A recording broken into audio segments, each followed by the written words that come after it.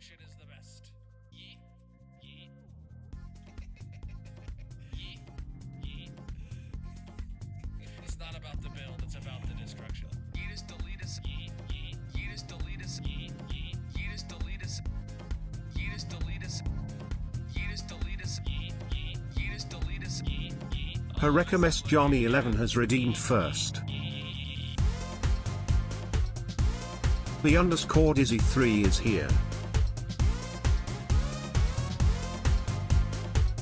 Just underscore Mickey underscore is here. Skin Jaya Sano is here. Yeetus deletus. Yeetus deletus. Yeetus deletus. Destruction. J underscore man 91 is here. Destruction is the best.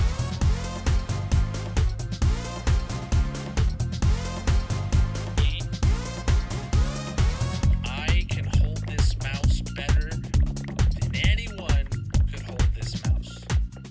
Mainly because I wouldn't allow them into my house to hold this mouse. But nonetheless, destruction.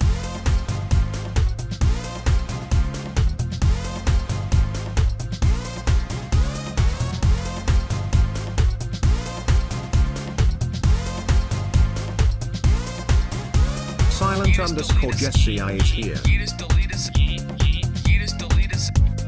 Yeetus deletus. Yeah. I make great background music.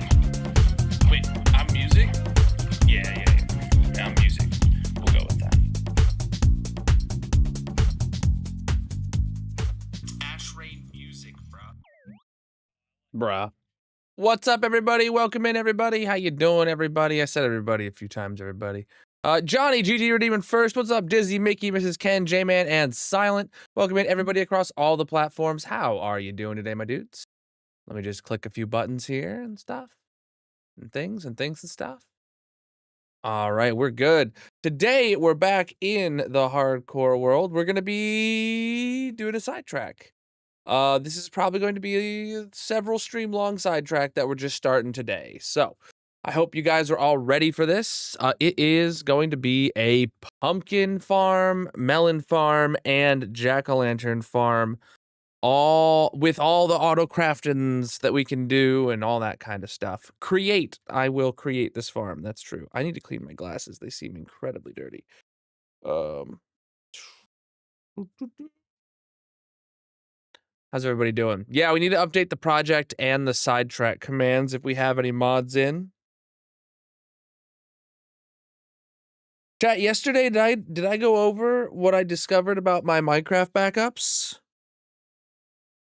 I don't remember if I did or not because we didn't play Minecraft. But I have stats on how many backups I have and how large they are, if anybody's interested. All right, wait, do I have no sound? There we go, now I do. Okay, I must have been muted. Boom, boom. All right, everything here looks good and ready to go. Good thing we didn't take these to the slime farm, man. We need all these materials over here for the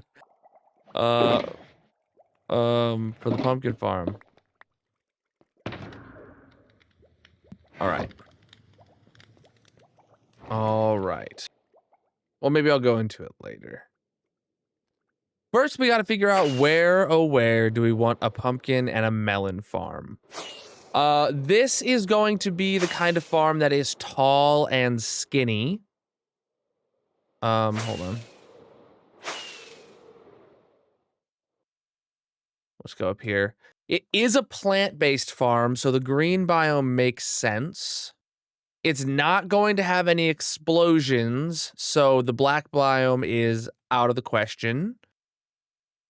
Not a W building. I do not think we could make it a W unless like we had like if like the W has the two there's the two that go in and then there's the two that go out. If the two that go out were like so thick that you could have a vertical tower in the middle, maybe, but I don't see this being a W-shaped building. It's gonna need to be tall and skinny to make it happen. And I could make it like underground, but I don't want to do that. I want to make it above ground. I'm trying to think, where do I actually want this? Get up higher. Turn the clouds off, that'll make it easier. Okay, this way is the right way to view the islands. Okay, elytra durability low. We're paused with that on the screen right there. As soon as I come out of pause, I just gotta immediately go straight back down. Okay. So I'm honestly thinking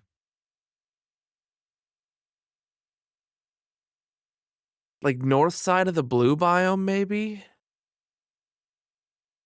I don't know what the building would look like, but there is already one tower in the blue biome. There's already a tower in the green biome, but the green biome's pretty low on like space. What are we thinking, chat?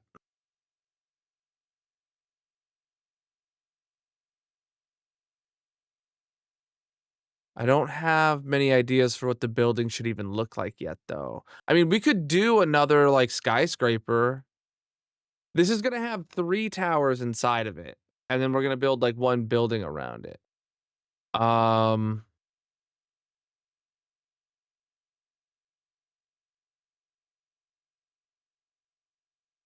We won't ever actually sell them to the farmers for emeralds because of iron, but like, yeah, that's.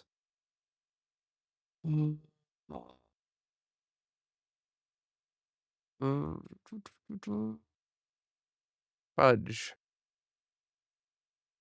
Thing is, I want it to be like proper tall too. I don't like want it to go into build limit, but like maybe we build it so big that it goes like underground too. I don't know. Jungle? What's the jungle? What do you mean? I don't have a jungle biome here.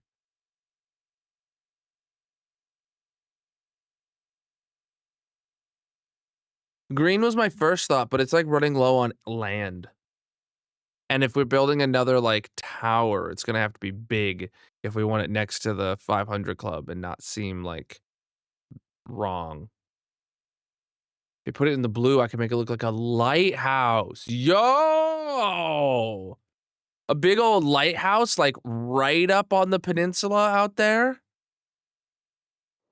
Yeah, this is my base, silence. Put in a, yeah, that was a good idea. How low? It's a sock idea. What, you want to step on it? I don't know what that means. All right, swapping elytras.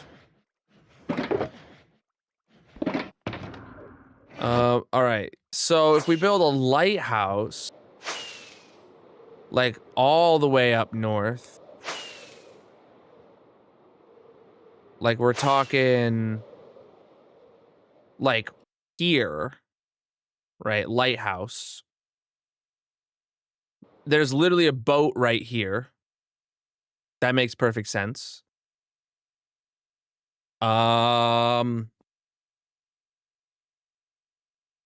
I'm not seeing a downside to this.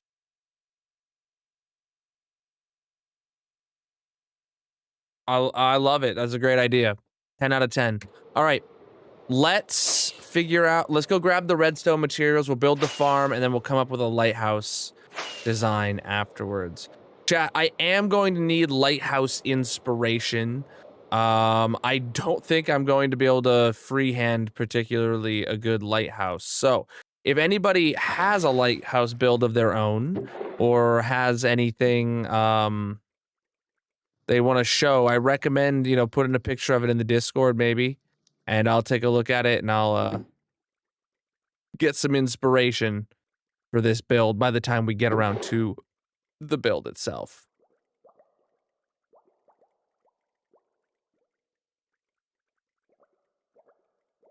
Okay. You're typing socks. You just did again. Wow.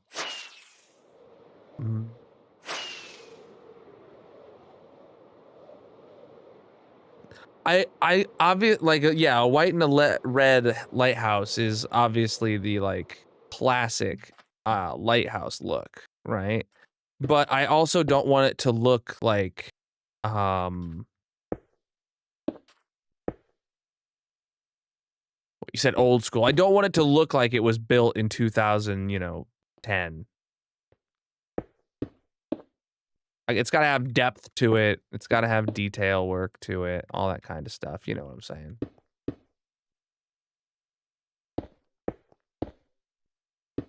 All right, all these materials are hereals. Okay.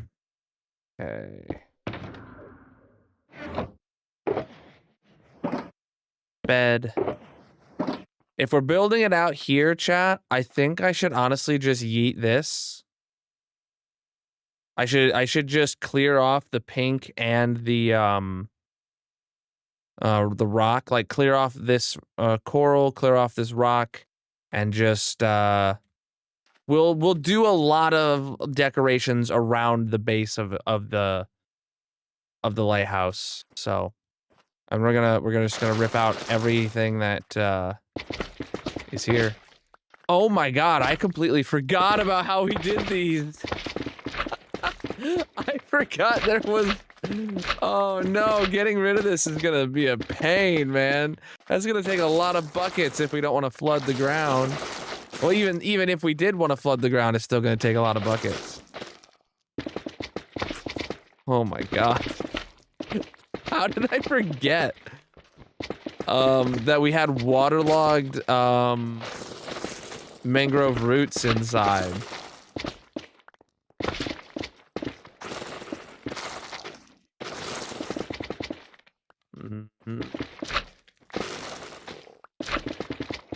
Just completely forgot. I thought it was gonna be solid coral for some reason. Don't know. Yeah, I could just come here and punch all that out, but then we would have a huge problem.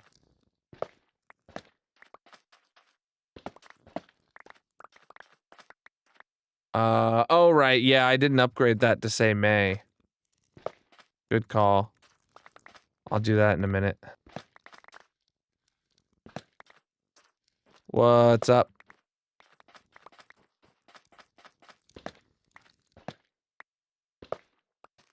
So chat, I got statistics on my Minecraft backups. If anyone's interested, I can go into a little bit of a rant about how much data I have from Minecraft backups. it's a lot. If anybody wants to know, I'll gladly go into a rant about that while I destroy this. 'Cause I made a new. For those that don't know, I make a backup of my hardcore world at the end of every stream in case it gets corrupted or my PC catches on fire or whatever, right? If I die on stream, I die on stream, but I still make a backup of it, of the world in case something happens to the files, right? So the I made instead of updating, instead of doing that through the Minecraft, game itself and hitting make backup of the world, I have a script that I run on my PC at the end of stream, and it makes the backup and it compresses it better and all that jazz. It's good. And in doing so, I went through and I found all of my old backups, and I now have them in a folder together. So I can see very easily exactly how much data of backups of this hardcore world I have. And it totals... backups right now are about 45 gigs, and that's with the new better compression. It's a lot still, but... It totals for the world started in October of 2020, right? And in backups alone, I have over 16 terabytes of backups of this hardcore world.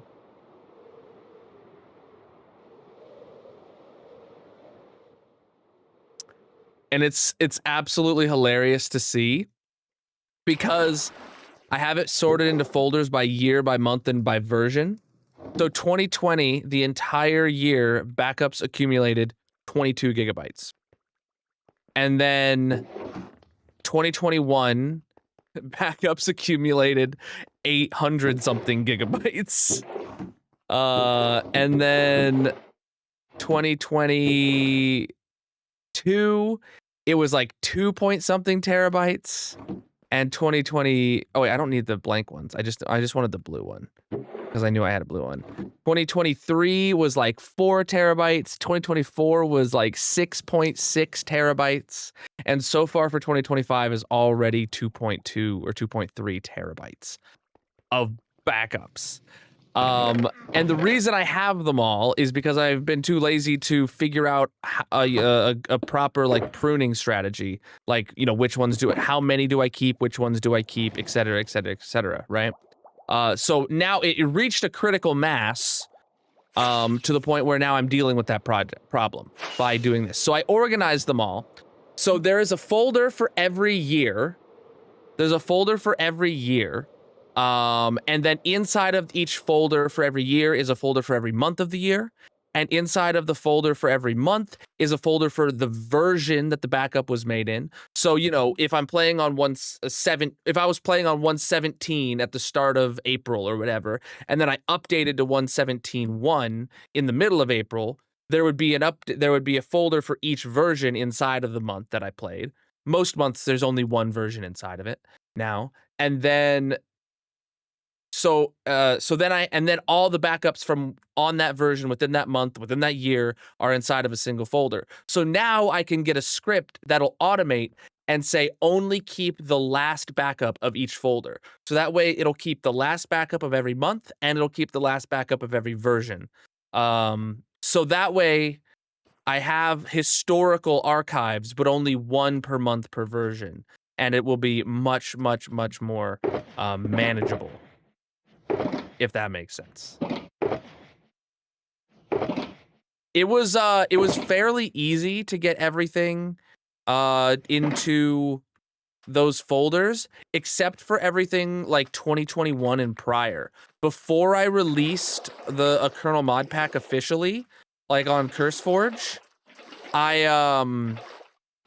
every backup I made was all within the same folder. So I had to go and like analyze each backup and find, oh, this was the first one I made on this version of the game, and this was the last one I made on that version of the game, and yada yada yada, so that I could properly like archive them. But it's all managed now, and I am super satisfied with it. And I do plan on getting a script that runs on my backup server, maybe once a month or something, that goes and purges any backups that shouldn't be there anymore. Preach, dude. All right, I think that's got to be all the water or all the water out of this. We'll see.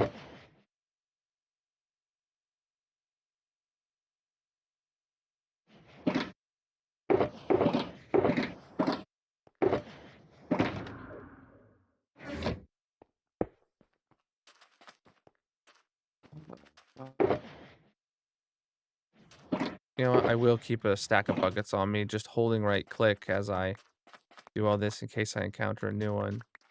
Oh, there's a piece of dead coral there. Yes, we're doing lighthouse. Yes, we're doing a lighthouse. I have asked for anybody that has building skills or has managed to build one in their own world or something, or knows of any good Minecraft lighthouses for me to take inspiration from, to put pictures in the Discord. That would be appreciated, because I don't know off the top of my head how good my own building skills will be at just freehanding a lighthouse. But I'm here to try. Oh, my camera is weird. Thank you. And I gotta fix the month of April too. I might as well just do that now. Uh,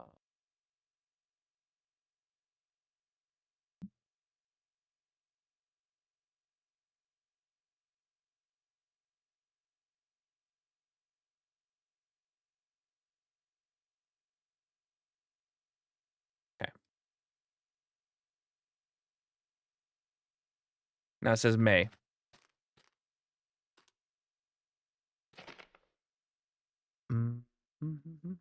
Yes, we were playing Star Wars Jedi Fallen Order yesterday, and by the end of stream, I was getting pretty good at, you know, the combos and stuff that's needed for that game. Not great, but I was much more improved. I also was getting new skills that, so like intuitively, I want to fight like a Jedi, and I want to, like, you know, turn around and, you know, kickflip and land into another hit and stuff, but I hadn't unlocked the skills to be able to, like, do the combos that made me fight like I looked like a Jedi. So I was failing because I was hitting things faster than, like, the game would register because I hadn't unlocked the abilities to fight that fast, and it was infuriating. But now we're getting somewhere. There's not a box of moss here?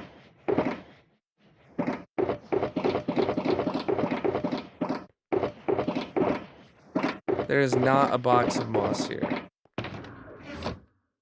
Now we have a box of moss. All right. We're also going to tear down that rock. We might rebuild some of these. I don't know. All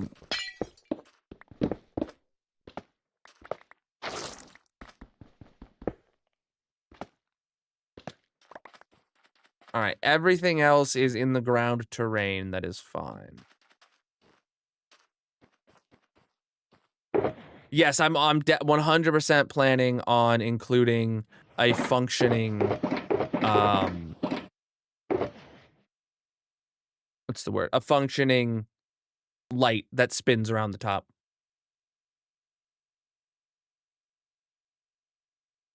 100%.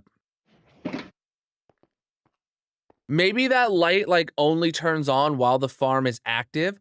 Ooh. Ooh. Yes, hold on. So the farm will have 3 towers inside of it. One that farms pumpkins, one that farms jack-o'-lanterns, and one that farms melons. And those farms will have, like, a clock at the bottom that sends a signal up every once in a while, right? What if that signal that goes up just sends a pulse to move the light by, like, 1 degree every time it pulses the farm? So it's not a constant laggy redstone circle running in circles at the top. It's just when the farm pulses, the light shines a little bit more every time. So, yeah. We're gonna do that. Yeah, Miku, I don't make backups using Minecraft anymore. I have a batch file that uses 7-zip to make the backup using the highest level of compression available within 7-zip. It's very much worth it.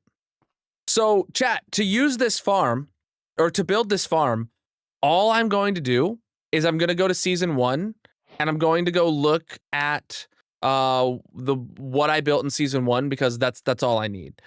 So, chat, if you're not familiar, tour.colonel.live is my tour server where you can see my old hardcore worlds. Any of the hardcore servers I hosted or the hardcore worlds, they're all on here. You guys can come and explore. And if you head in here to the library, this is the portal for season 1. Bam. You go through to the nether. Bam. You follow this tunnel to here, and then whoop, makes a hard left. And you keep following the tunnel. This is exactly how the world was left when I died, which is why it's unfinished. And then here we are. We're back in my season 1 base. And if we hit spectator mode, This tower here contains my melon farm. Oh, actually, you can see it from within this one. So it is a 5x5 melon farm that literally just has a timer that goes into here. This season 1 base does also have a lot of concrete, yeah. So it has an etho hopper clock that sends a pulse to this piston. I don't know why. What actually sends the signal up? I don't know. Oh, that's just so it sends a pulse. Okay, got it. That pulse goes up here, right? And then we have just a torch tower up the corner, right? Torch tower that goes up, and then that fires all the pistons. I'm thinking I'll just make a schematic of this real quick.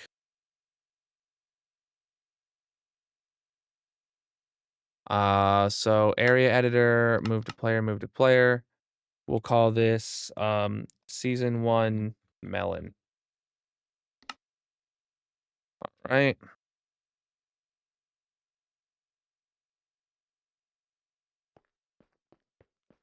All right, then we grab the other corner here.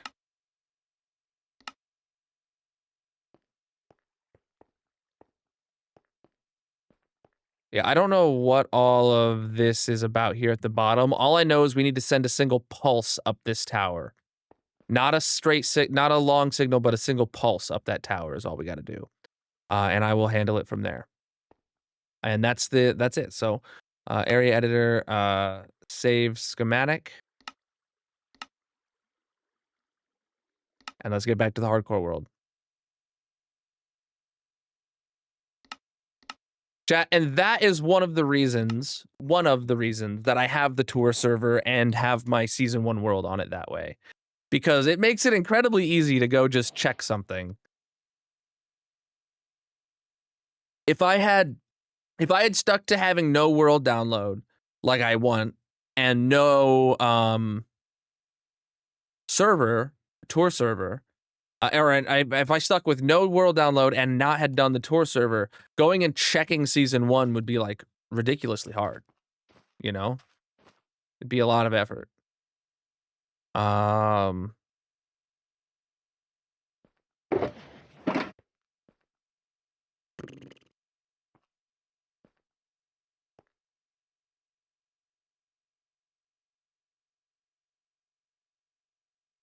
right, let's bring in the schematic. And I'm gonna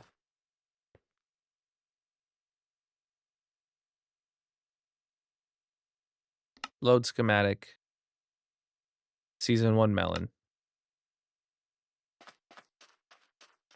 All right. Wow, height-wise, that's short. I don't know how big we want the... Yeah, that we're gonna need to make it like probably double that height. But making it higher is better. Or is easy. Yeah, let's double it. We're going to have 3 of these, so you gotta also remember. So 1, 2, 3, 4, 5. So right here. Load schematic. Season 1 melon. Bam. And then throw in a third one right here. Well, let me get some moss real quick. I want them all the same height. Dig it down to bedrock. I don't think it needs to do that. Genuinely, I don't think it needs to go to bedrock to be effective.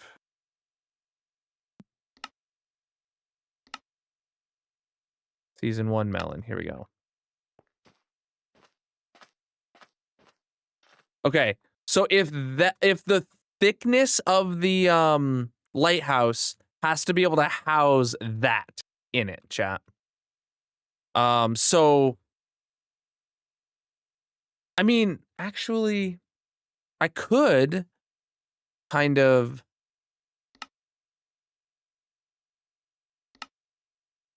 well, Grice said underground underneath the lighthouse is going to be the storage room, obviously. So like What if we take this one?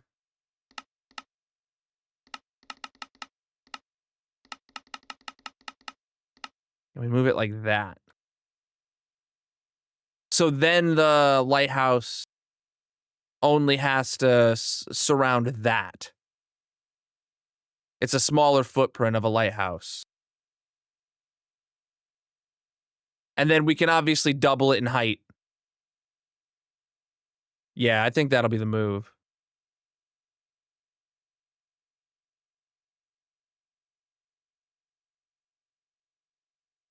I think that's the layout right there.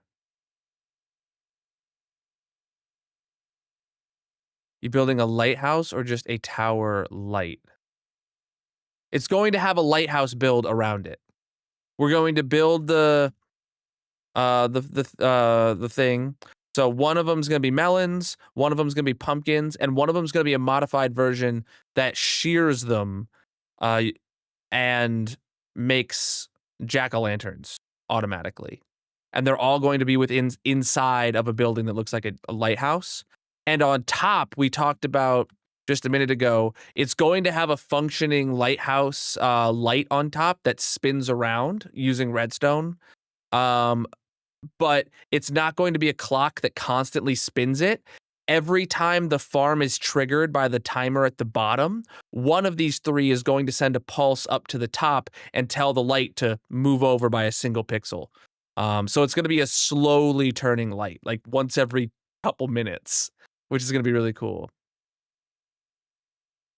Well, there's the tower part, and then usually, but not always have a house attached. Oh, I was just thinking of the tower. But having a little house at the bottom of it would be good for kind of like an entrance room.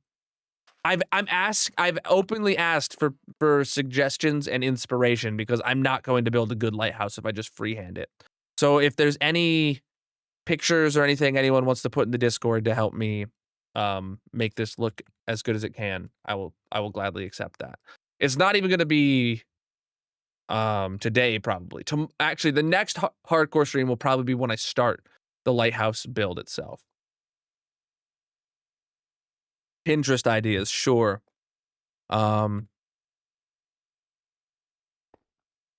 like IRL lighthouses and or Minecraft lighthouses, just to get a feel for block palettes and stuff.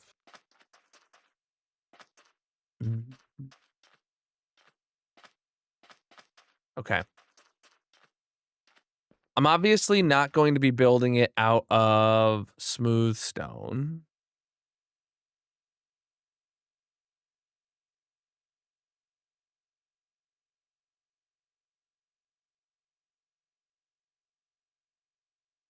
I am too, my dude.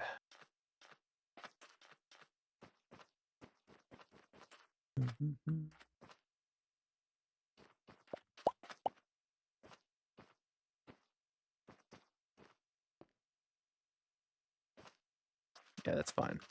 I was just thinking like maybe I should lower it down a couple blocks because there's all this redstone junk at the bottom that we don't need, but I don't need to worry about that. That'll be fine.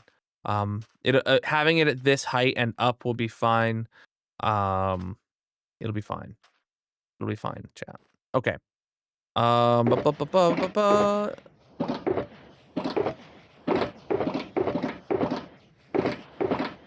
All right, things we're gonna need are, well, actually, let's just take a look at the material list.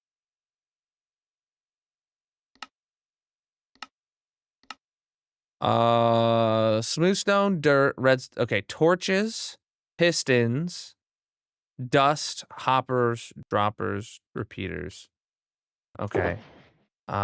Torches, dust, repeaters, hoppers, droppers, pistons. We're gonna need solid blocks, obviously. Was that everything?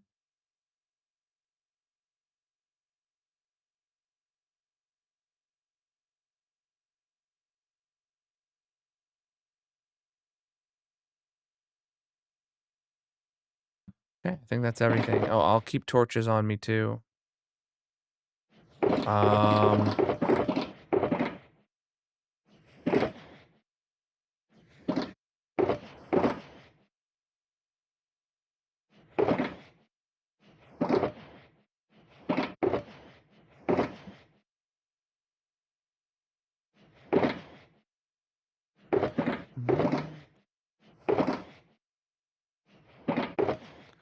Going to take a lot of, I'm going to keep the redstone blocks on me too, because I'm going to need that for more dust.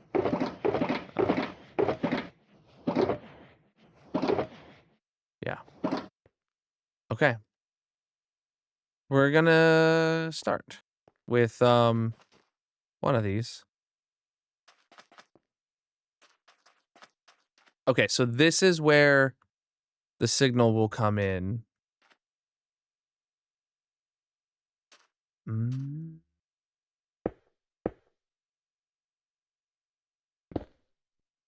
No idea what you're on about, my dude.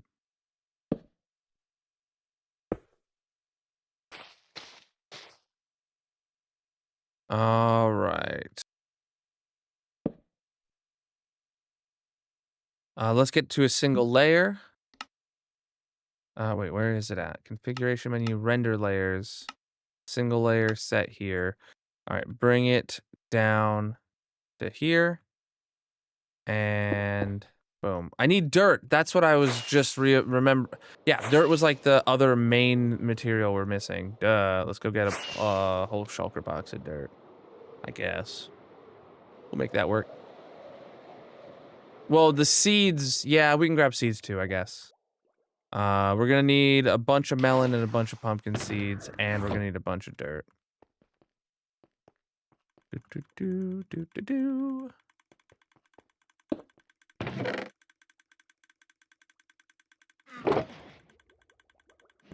That is enough.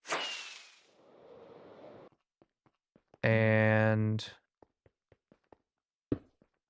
here we are.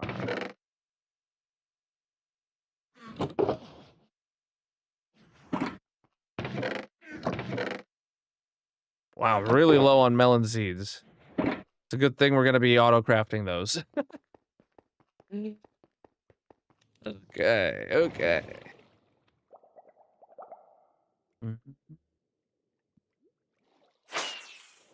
Yep.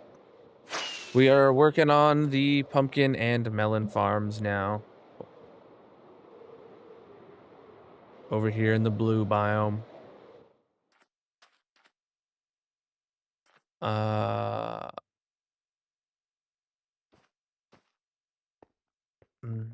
The third tower that's on its own has a bit more space to make it wider if you wanted. So yeah, what you're saying is to make this one for carved pumpkins and then do these two as the standard ones.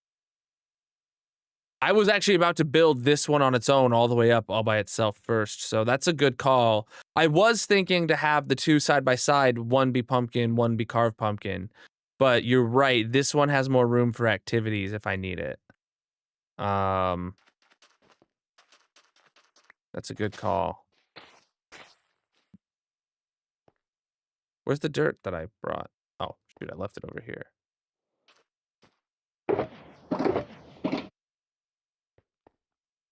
Carved pumpkins, not jack-o'-lanterns, but yeah.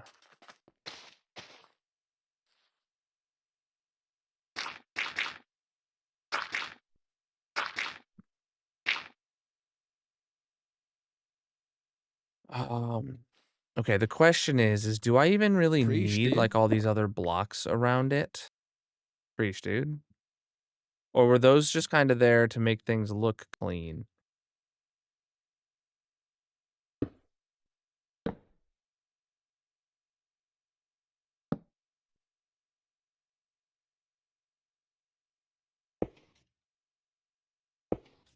Crap. We are working on this one. This tower is going to be a pumpkin farm. All right, so hold on. How does this one get its signal?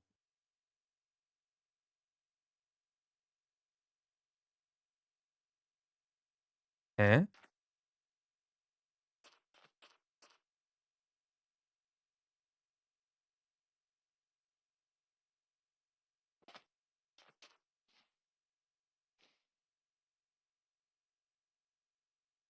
It seems like I'm missing a redstone torch in the schematic. But it seems like both corners are gonna need to be powered if I'm realizing this right.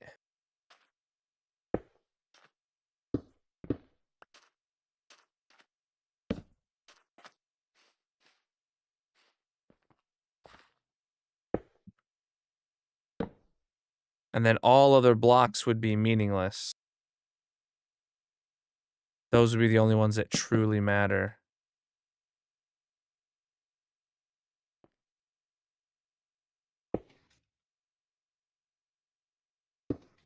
All right, so then we turn off the schematic.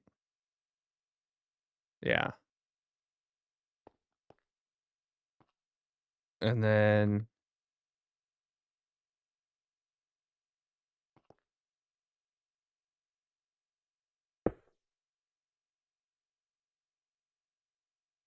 yeah, this would be then immediately wanting another layer.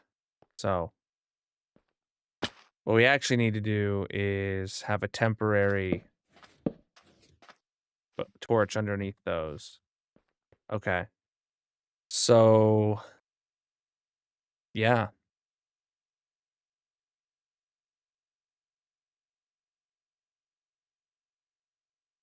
And then we would need to hoe it and put the seeds in the corners, which we'll do later. But yeah, none of the other blocks would technically be necessary. And I'm kind of here for the minimalism redstone.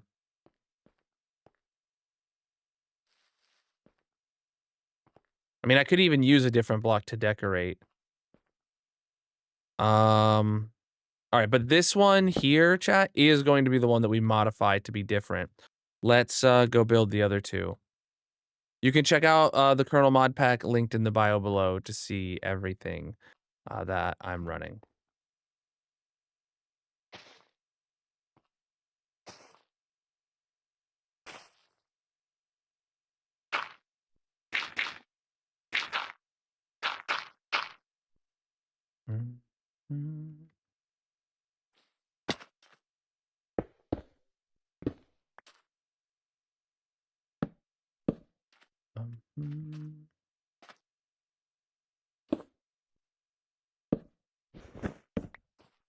Let's go sleep.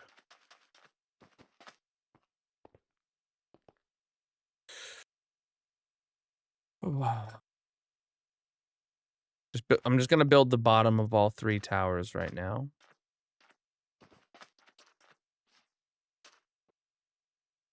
Come on.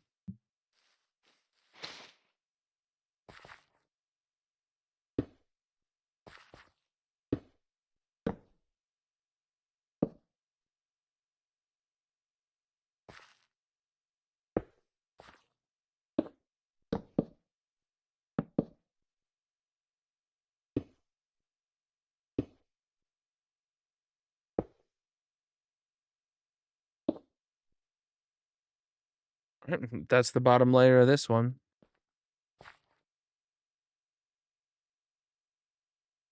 Hmm.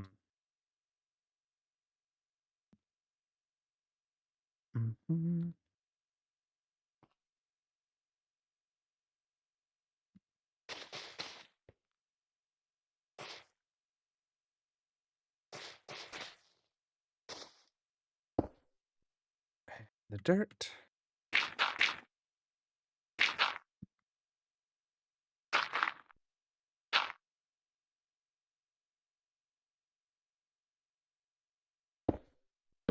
Gourd of the Rings. Oh my god.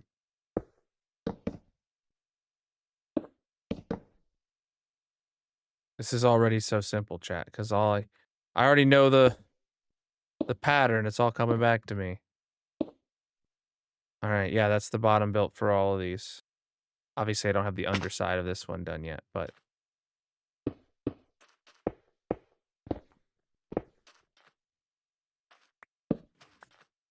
so yeah, all we have to do to actually trigger the farm is instead of having these 6 torches on the ground, we just have a redstone circuit that like power a clock that's going to send a signal through this block, and a repeater will then send it to the next one, which will send it to the next one, which will send it to the next one, which will send it, like that. It'll be really easy. Actually, I don't want to do that right now. While it is low.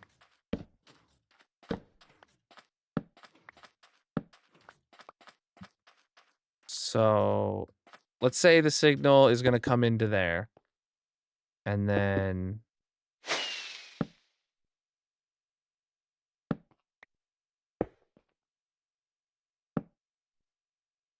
so if I do this, the signal doesn't go through. But if I do this, the signal does go through. Okay. So I'd actually choose to make it go that way.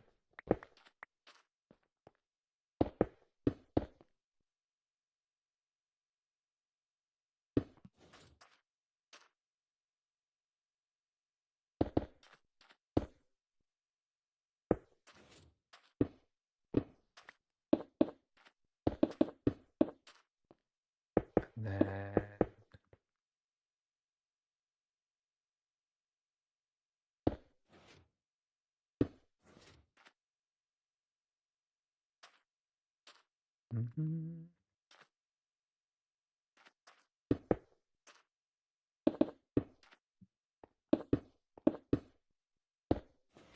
Cool. And now none of those actually go directly. Oh, well, yeah, right here is where we would have our collection hopper anyway. Actually, no, I'd probably. Yeah, I don't know where I'll put the collection hopper. But yes, none of those get in the way of the hole where they're all going to fall down. Cool.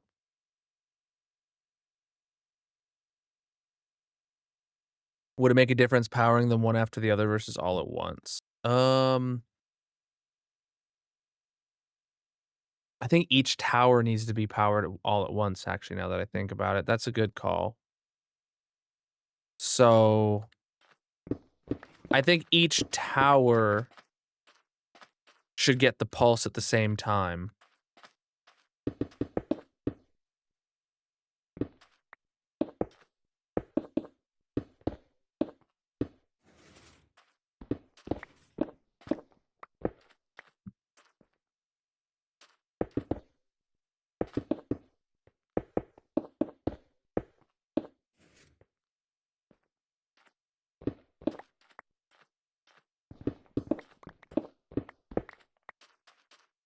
So, right. So this one, boom, signal comes in. That's going to power all that all at once, all within the same tick at least, because that's both going to have a delay of 1. And then there's going to be another delay of 1 where both of those are powered. And then there has to be another delay of 1 where these ones are powered. So it's going to be rather quick for each, but if you watch them,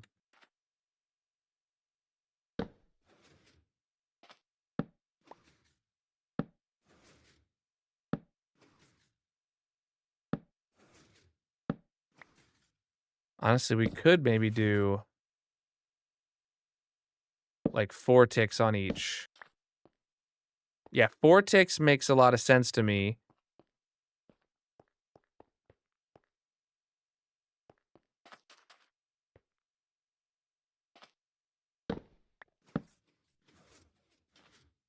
Yeah.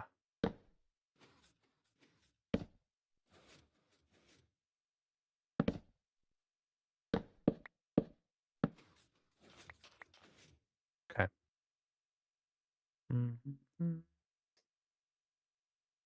Cool. I can dig it. That works for me. Now we've got the bottom in on all of these.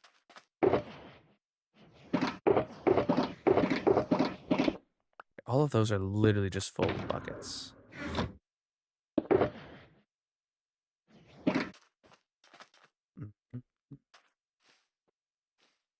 Magnus Serbs is here. Welcome in, my dude. So now I could go and build these 2 towers. One's for pumpkins, one for melons. Build them all the way up really quickly. Let me just grab pumpkin seed.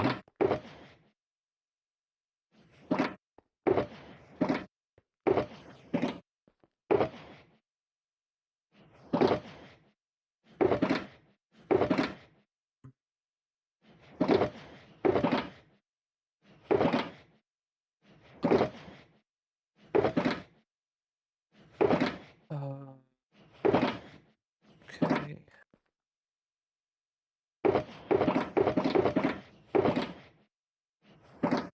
Okay. I'm gonna make this one's melons just for funsies. So chat, to do this, you don't even need water, by the way. If you plant the seeds, if there's seeds planted on untilled ground, or if there's seeds planted on farmland, the farmland will not turn back to dirt, even if there's no water. So, and it won't affect the growth at all.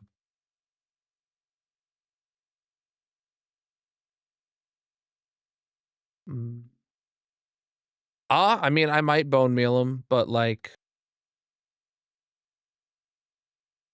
by the time I finish building the second tower, the first tower is going to be fully grown, and then by the time I finish building the third one, the second one's going to be fully grown, and then, you know, once I start working on the next one, it's going to be fully grown. So like, should we plop a shroom light somewhere? Yeah.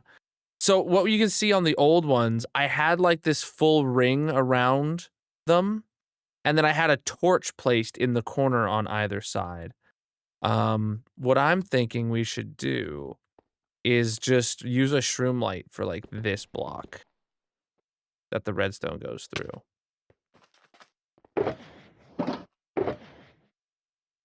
I don't have any shroom lights on me.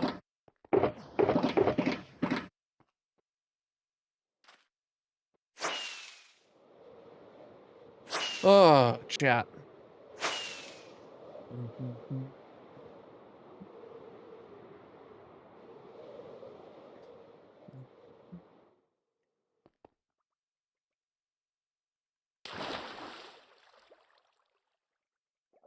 Ooh, I'm looking in the Discord at the lighthouse pictures you guys have given, and Grayson, the second set of pictures you posted, I really like. The Minecrafty ones with the little house at the bottom. Mine's gonna have to be a much larger scale than that for the tower itself, but I'm digging it. Orange and green frog lights to match. Ooh. Ooh, big brain.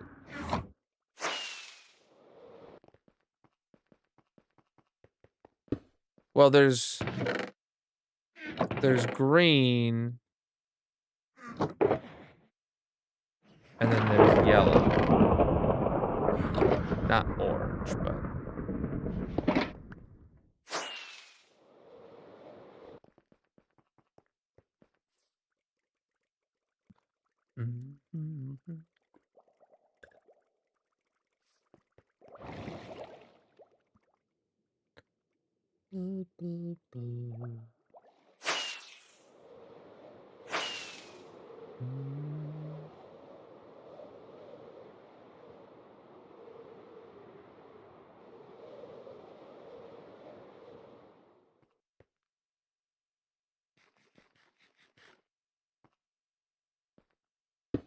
all right. So if this one's for melons, I'll grab the. No, this one. I have pumpkin seeds on me apparently.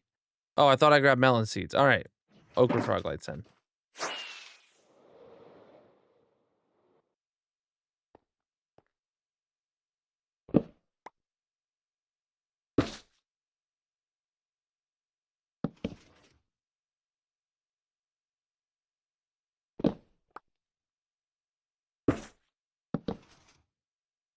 Cool. Yeah. And that's it. So above one of the torches on each side, and we'll make it the same torch every time. We do that. And then we put a torch there. And then we do our ring of dirt. Cool. And then we do our frog lights on top of those torches, which each have 2 of those. And then we do our pistons.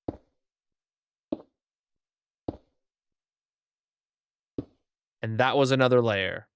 Just like that. Oh, right. And then we hoe and plant. Cool. And then we do this again.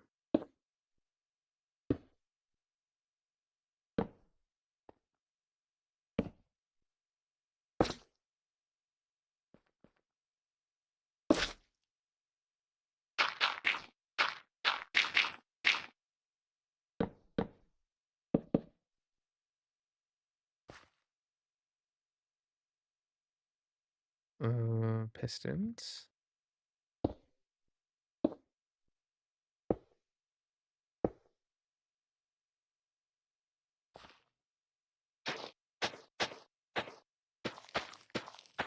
And we'll take this all the way up until we think we're high enough. And we just repeat that.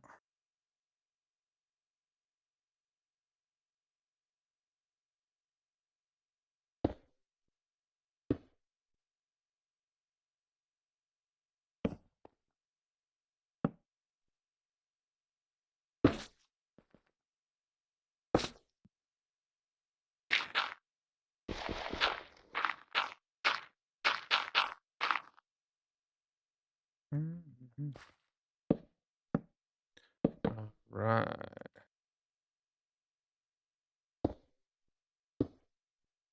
Easy peasy, dudes.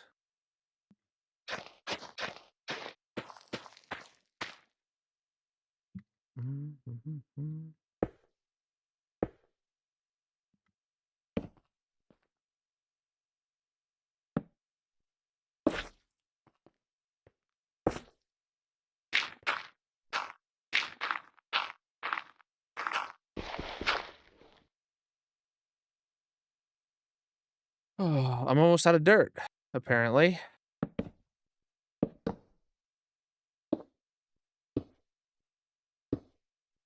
Look at it go.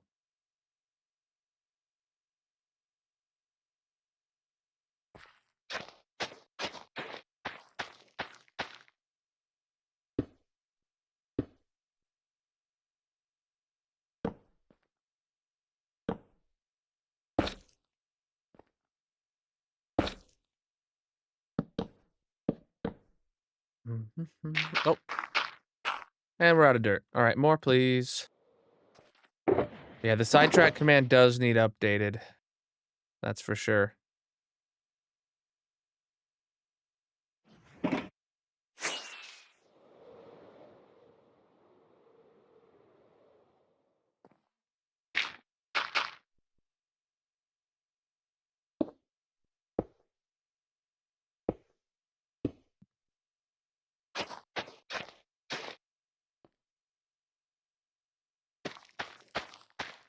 Cool. And next.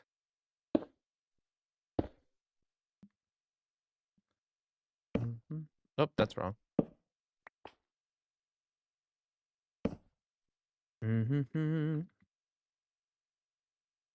Yeah, I'm very interested how I'm gonna be able to make it work.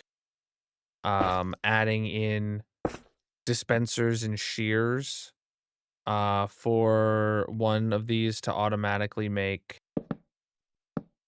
jack-o'-lanterns, but I absolutely love the idea of making it happen. So I'm gonna do it. Even if it has to be a lot larger, I'm gonna do it.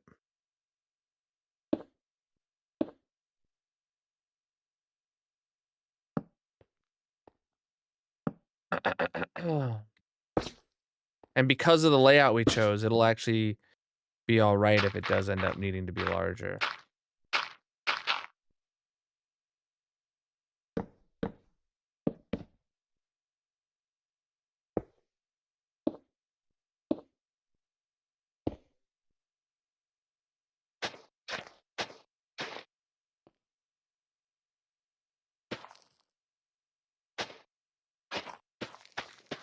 Jeez. See, those ones turned back very quick.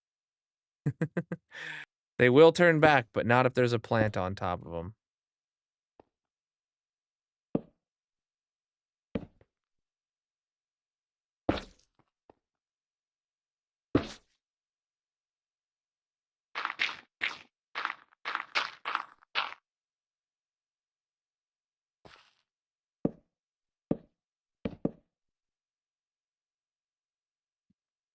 I need to get more torches soon.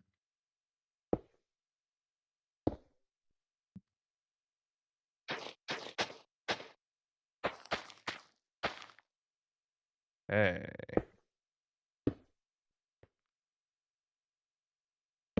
Cool. New stack, please. It's a very torch-heavy build.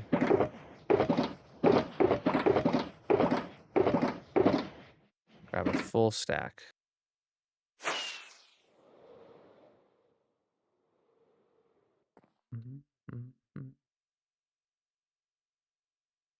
I'm not.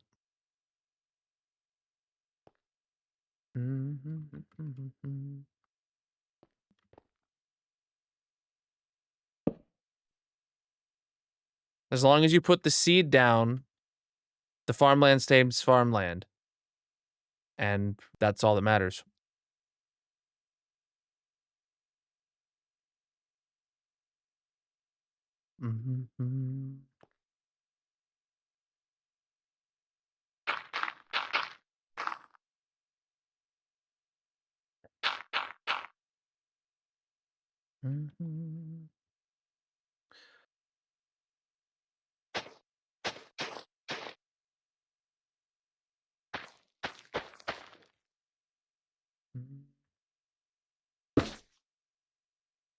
The thing about these farms is they just always run. So even if not having water affects the speed of the growth, like these things just run in the background always. And they will event, and you come back and there's a bajillion, right?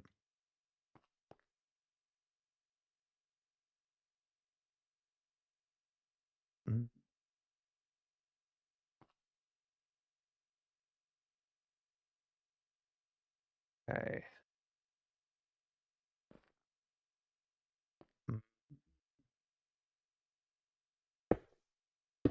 Sorry, I am married.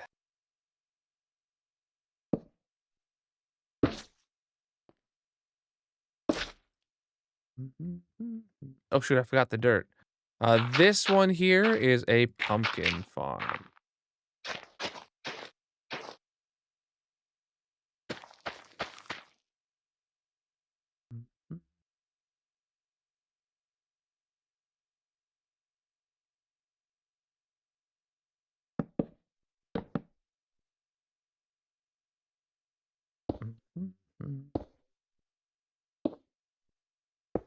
Can somebody check if there is a speed difference for the growth of crops on unwatered farmland? I don't think it affects the speed of the crops. I could be wrong. It does? What's the numbers? Hit me with the numbers.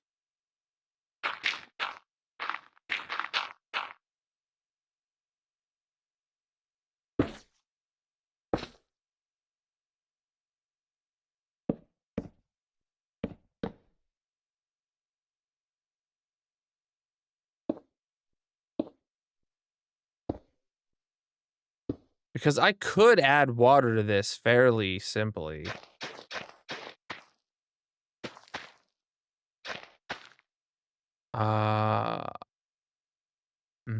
Once we add chunk loaders, it won't matter, yeah. But like literally, if flowing water has the same result as water source blocks, which I think it does, it would be incredibly easy to just drop a water column down, like straight down, like right here next to the piston, and then boom, all of these would be technically watered. You know what I'm saying?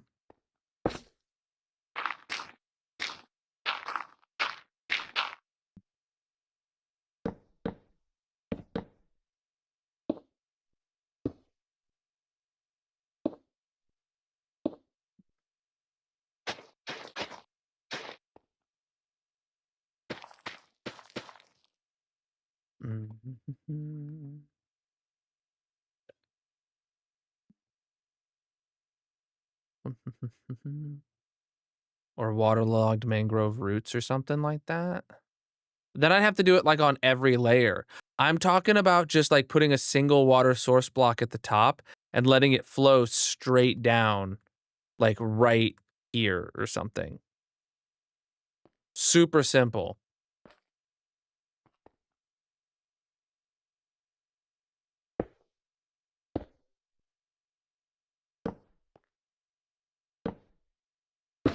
I'll be really surprised what Vibes can cook up on speed differences, though, because like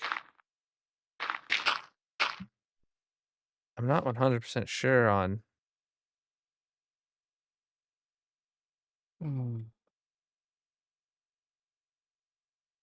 what speed differences we're talking about anymore.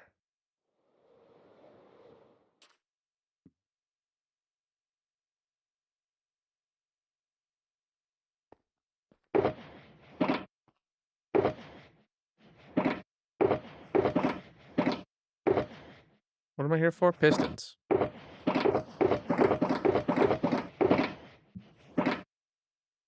And anything else that's below half a stack while I'm here. Which is that and seeds. And I might as well grab another stack of dirt. Nah, dirt's fine. Redstone doots. I have blocks, but do I have more doots in the chest over here? I don't. Yeah, we're getting really close.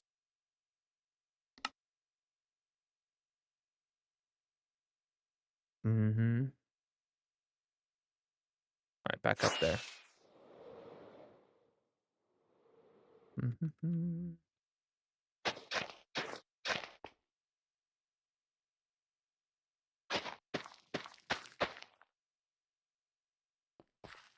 Oh, I'm missing a piston. I was like, this feels really skinny. I was missing the piston, that's why.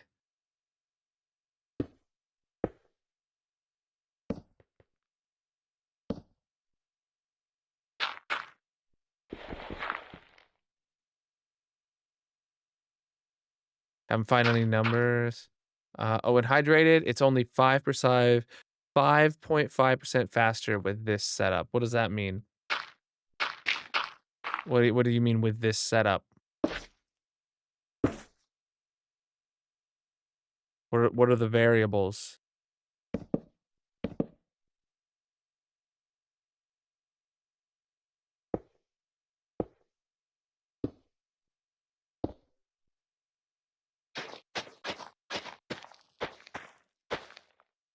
Uh-huh. Honestly, if I just dropped a single water chute down the middle of these three, all of them would probably be in line, maybe. Because like flowing water works for it, right? That I'm like 99% sure on.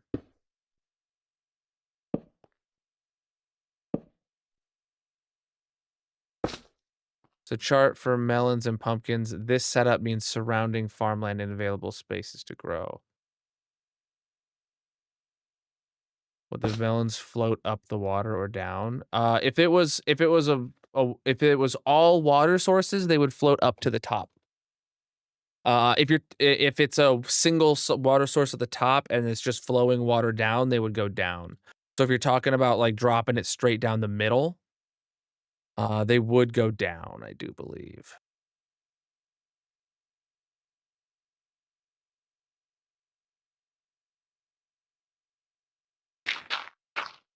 But that would also mean the entities kind of like just exist out in the air for like a lot longer. And for melons, that's like a single harvest would be a lot of melons. Mm. No. Nope. Actually, now that I think about it, I need to make sure that it's not like more than 5 stacks of melons because there's going to be a single hopper at the bottom of the tube and they all need to flow into there, or they all need to go into there before they despawn.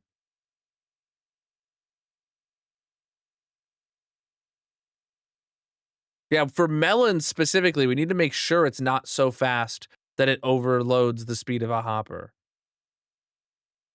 Hmm.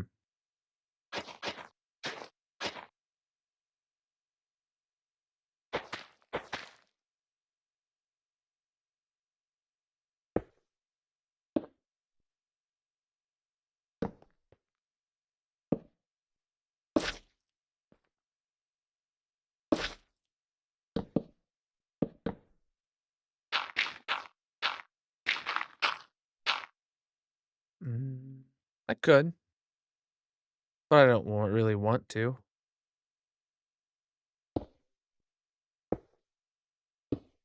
Then we're talking water streams and stuff like that, and not trying to get into all that right now. All right.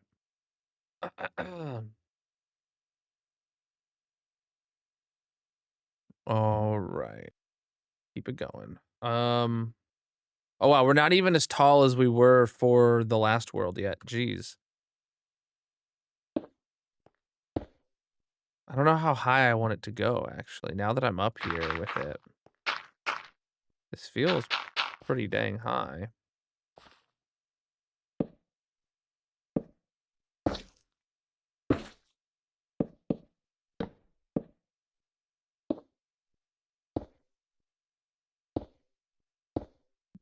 Okay.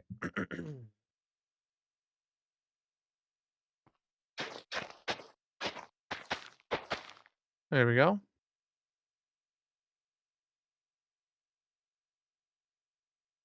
With average drop rates, the hopper could handle just under 69 nice melons being harvested at once.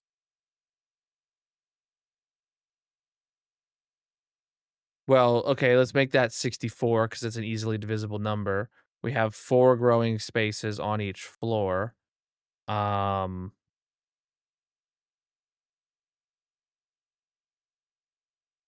that means it'd be able to handle 8 floors,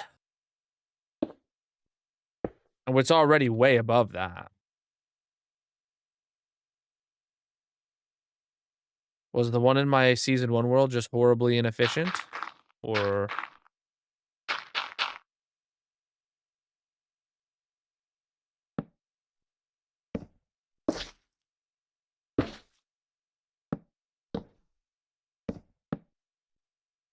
Mhm.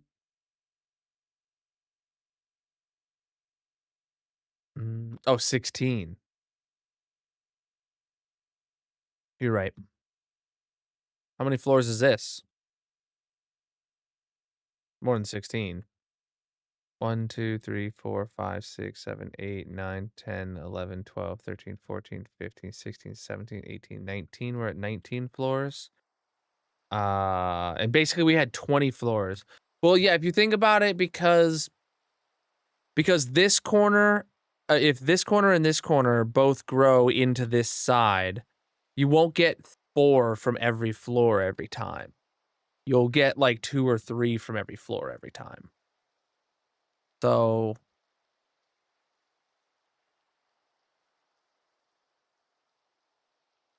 mm, I don't want to connect them together, J-Man, because then I have to deal with item filters at the bottom.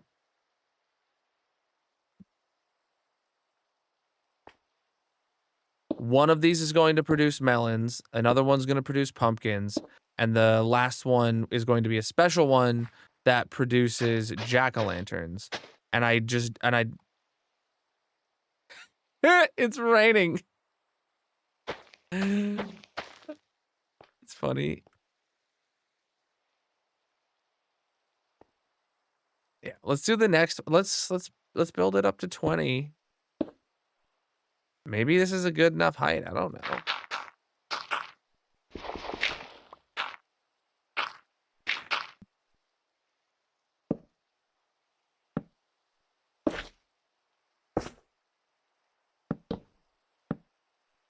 I'm out of torches. Okay. Yes. I do not know.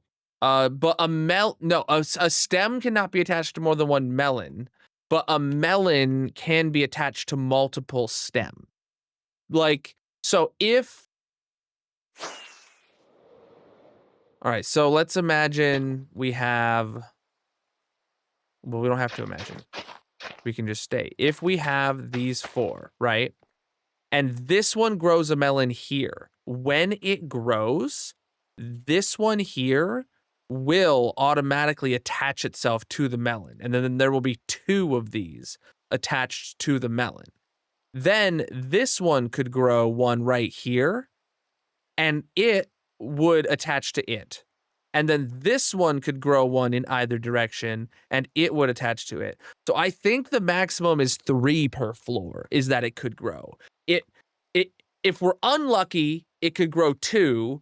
If we are lucky, it'll grow 3, I think. So that's probably okay. So if we trust that math and we say it's a maximum of 3 per floor, what's 69 divided by 3, or 68? Because we don't want, if you said it's a little bit less than 69, we want to go with 68 divided by 3. That means on average it would be able to handle it.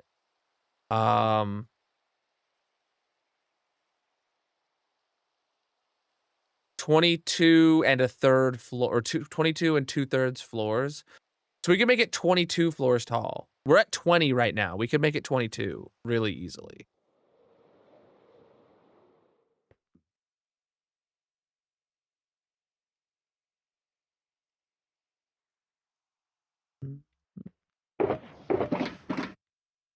What did I run out of? Torches.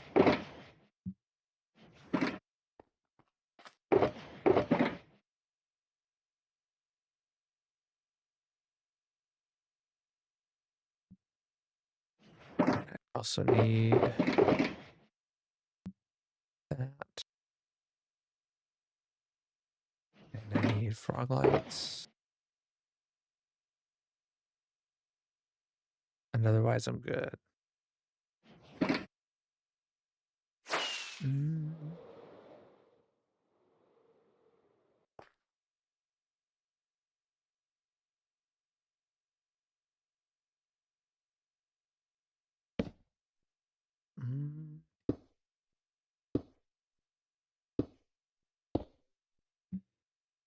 So let's check this. Let's count it again. This should be 20 floors now.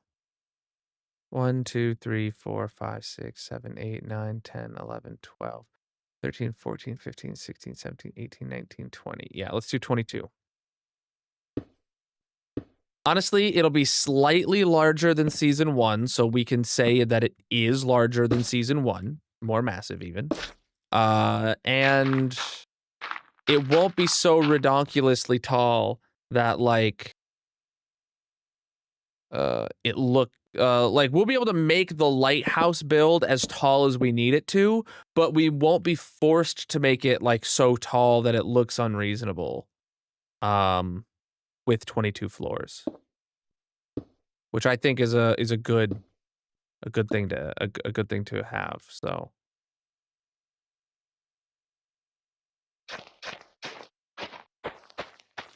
1 more floor is effectively what I'm saying.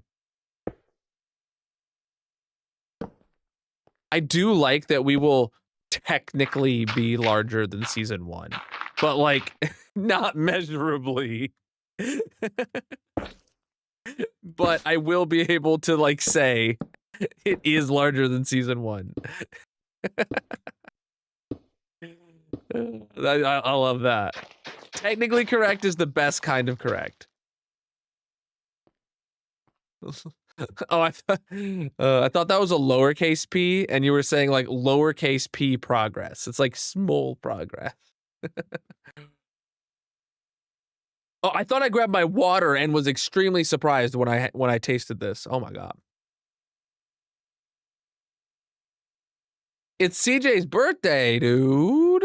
Nice, man. Survived another lap around the sun. GG. Okay.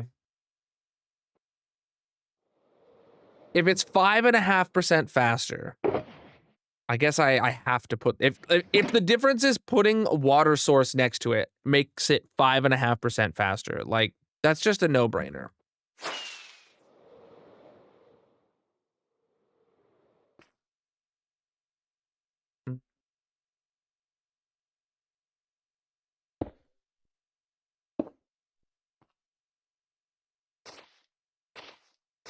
Oops.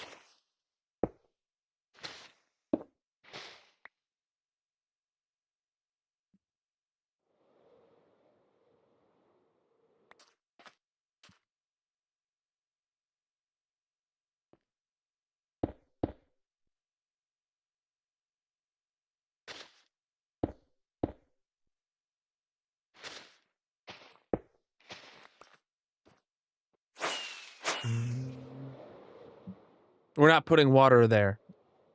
We're putting water here.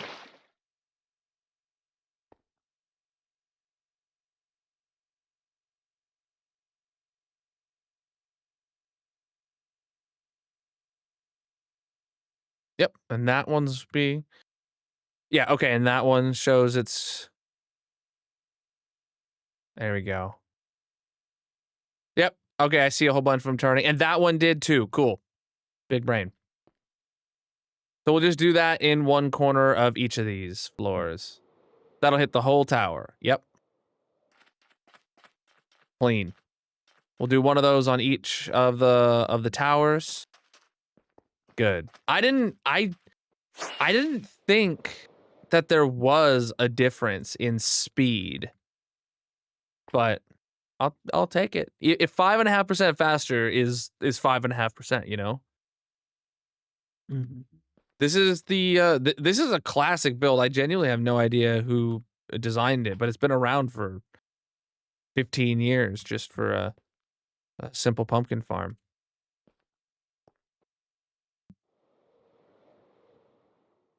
Mm-hmm. All right. Mm-hmm. Down the middle.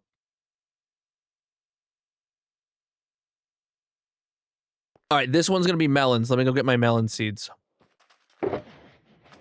And that also means I need to get the green lights. And that's everything I need to go get. Oh, I'm below half a stack of pistons, so. There we go.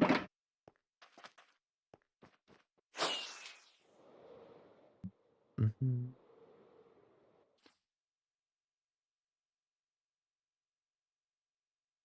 All right, so let's build the exact same thing now, but for melons. Oh, speaking of the exact same thing, we need to switch these out for frog lights then. Using green ones here to signify that it's growing melons. At least his video on it is 12 years old. Yeah, I know that like this exact farm has been built in every season of Hermitcraft, at least like 1 through 6 or 1 through 7. Somebody built exactly this in like all of the seasons of Hermitcraft. And it's different people that built it each time. I would not be surprised if it's an original Exuma design. Not in the slightest. But I do not know. Oh shoot, I never actually planted my seeds.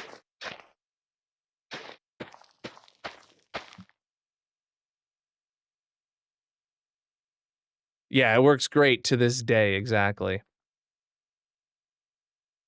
You know what I'm actually gonna do? I'm gonna put the water in first so that the farmland immediately is ready to go. It's not like we have any reason not to.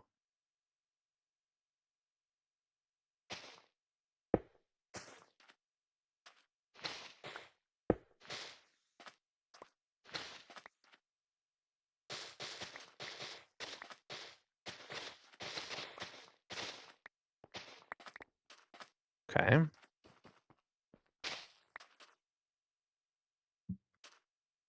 Gonna go all the way to the top. Come on.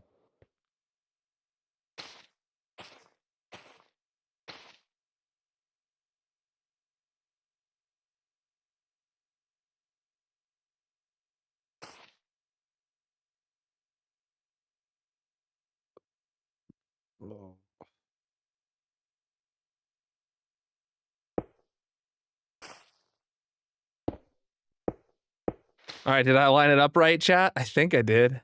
Oh, I don't have a bucket of water on me.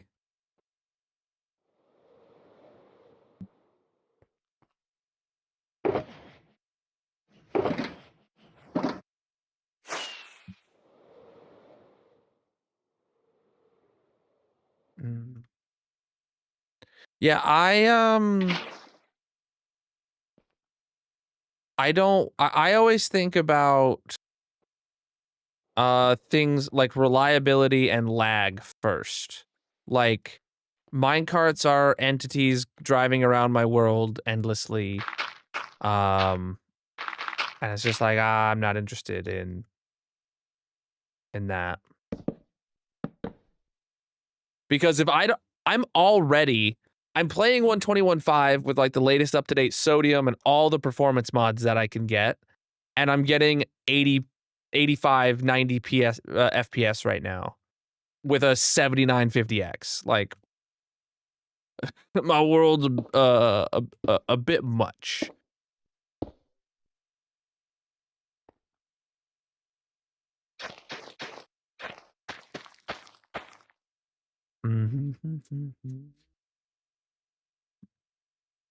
All right.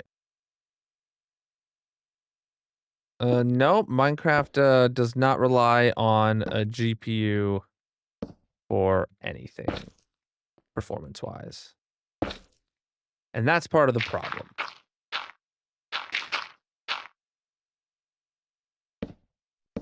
Yeah. Minecraft is a CPU-based game. Well, Java edition is.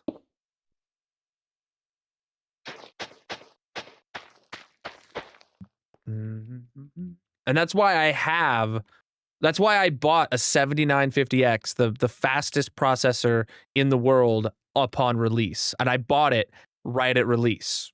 Was just like, yep, this is the best single-threaded performance CPU that exists as of today. And I bought it and I put it in my system and I said, now I play Minecraft.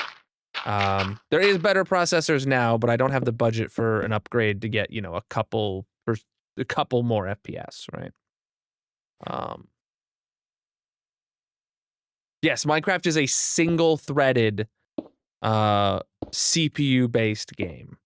So if you want better Minecraft performance, I've talked about this ad nauseum in the past. You want whatever processor has the fastest single-threaded core clock speeds. And there's different ways to measure that between Intel and AMD processors, but generally speaking, the latest AMD is probably going to be marginally better than the latest Intel. At least that's how it's been for the past several generations.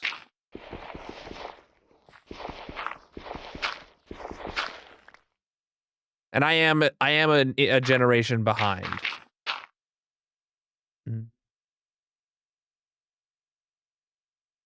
The selling point of Java is that it runs software on any platform, but not efficiently. Yeah, I've heard that before. AM 9950X3D is going to be overkill. I know, but I need it, dude. If there's anyone in the chat who's just an absolute baller who's got money to throw away, you know, I'll take a 9950X 3D, please. I just have to call that out just in case someone's sitting there letting $1,000 burn a hole in their pocket. It'd be a drop-in replacement into my motherboard. Like, just boom, done.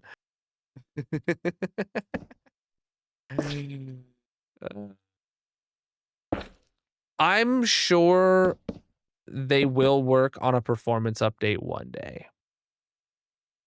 The day's not today. And also the reason like games don't become multi-threaded, the benefit of it being a single-threaded game means that like super or old hardware can still run it on low settings.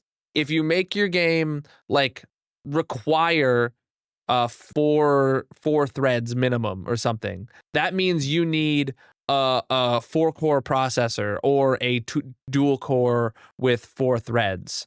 And that means some very low-end machines might not be able to play Minecraft. And I think that is an absolute showstopper for Mojang. Obviously they could put in, you know, custom code to allow it to run like the old method or whatever, but that, you know, then you have to support multiple ways of running the game, and that adds complexity, which makes future updates even more difficult, yada yada yada. There's like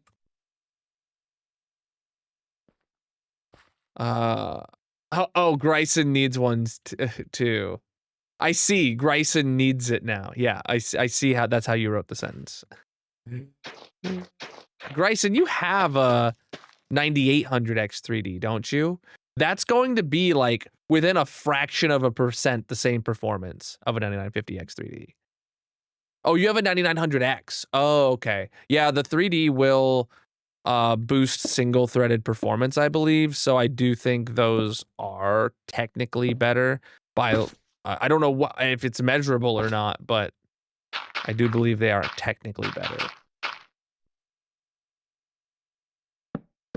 So basically, whichever Ryzen 9000 series X3D chip has the fastest single core clock is the one you would want for Minecraft right now. And I don't know if the ones with more cores have a higher boost clock, or if it's the one with less cores that have a higher boost clock, because whatever you're thinking intuitively, for some reason, it's probably backwards to that.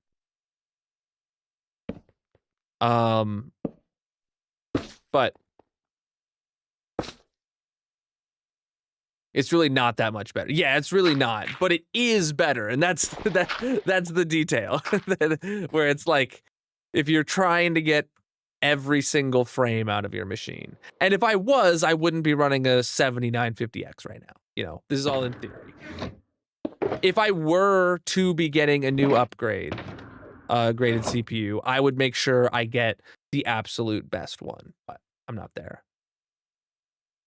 Pretty sure it's the one with a less core clock. The less cores have higher clocks. See, that's what you would think, but I don't think that's actually the case. At least it wasn't in the 5000 series, which was weird. The more in the 5000 series of AMD, the more cores, the higher the boost clock. Why?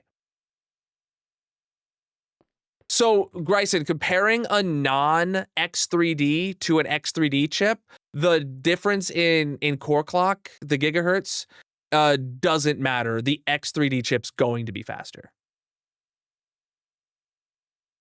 So saying that the 9900 goes to 5.6 gigahertz and the 9950X3D goes to 5.7 gigahertz doesn't mean that it's 0.1 gigahertz better.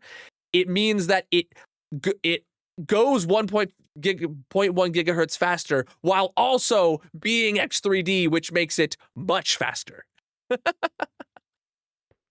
Yes, but I'm talking about like the 9900 X3D versus the 9950 X3D. Which one of those has the higher boost clocks? Is like which one of those I would pick, you know.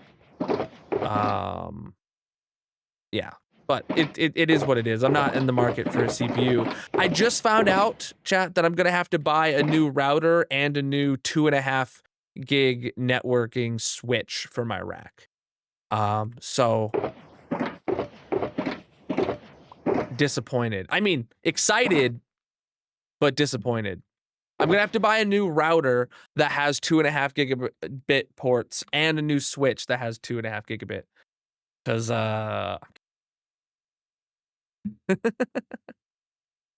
my price for my internet was like locked in for X amount of time, and that's expiring this summer. So my options are to pay double for my current internet or pay like a few bucks extra a month for triple my current internet. And I said, and then I did the math, and if I get a new router, it'll pay for itself in a year. And if I also get the new switch, then it'll pay for itself in 2 years, the whole thing. So yeah, the 9900 X3D has a lower clock speed than the 9950 X3D, which is crazy. So to get the absolute fastest single core performance, you have to buy the processor with the most cores. Somebody make that make sense. Why? Why? Why couldn't they make the ones with less cores have the faster clocks? And then it's really easy. If you want the best single threaded performance, you buy the one with less cores. Money, that's why, chat. They want your money.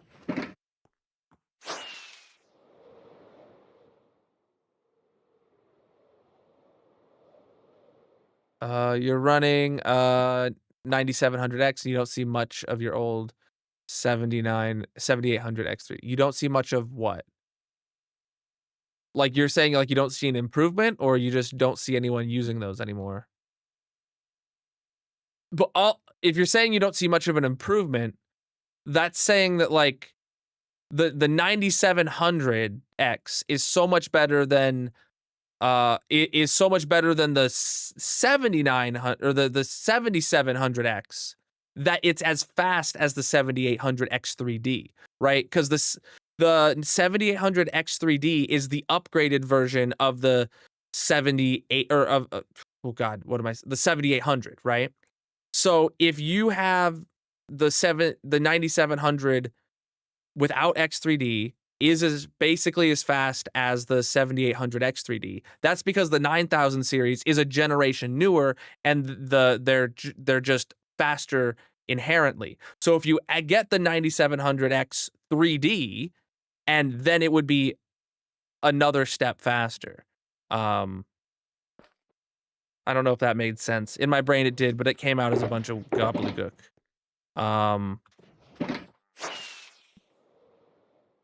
There's like multiple ways. There's so many.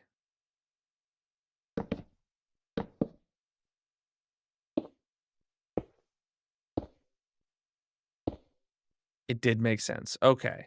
Yeah, because there is the first character, right, is a 7, a 9, a 5, right? Whatever. It's a 70. You had a 7800 X3D. So the 7 means it's 7th generation, right? The 9700X is 9th generation. Well, technically that's only one generation newer, but you get the deal. It's a generation of newer processors. So there's going to be a performance lift from the new generation of processors. You had the 7800 X3D, and you got the 97. Geez, it's the 97 and the 79. Man, it's hard to talk, keep it all through. So there's the first digit is the generation, and the higher that is, the better the performance is going to be. The second digit is the skew, and with the higher that is, the better performance it's going to be. But the differences between generations might make the newer generation, even a lower skew, would be better than the previous generation's higher skew. Then you have the X3D versus non-X3D things to think about on it as well. And there's just so many sides to it. The 9600 probably outperforms the 7950 X3D. Unlikely. That big of a difference, I would probably say no. Actually, no, for sure not, because the 7950 X3D has 16 cores, 32 threads. The 9600 has 8 cores, 16 threads. And also, yeah, the difference of X3D might like help you like up a single SKU, maybe 2, but not 1. Or but not base to bottom.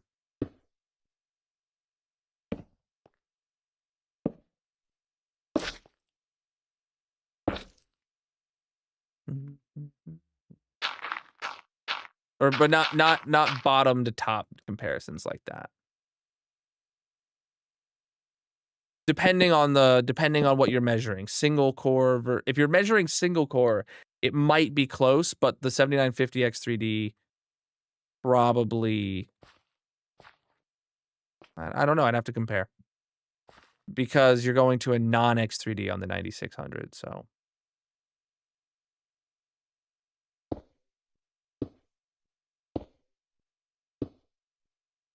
Mm-hmm.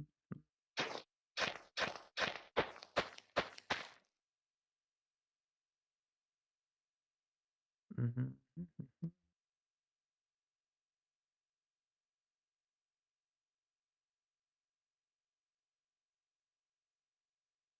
Right, the way I was trying to explain it that I couldn't wrap my head around it. The first digit is the generation, and that determines how fast the core is going to be.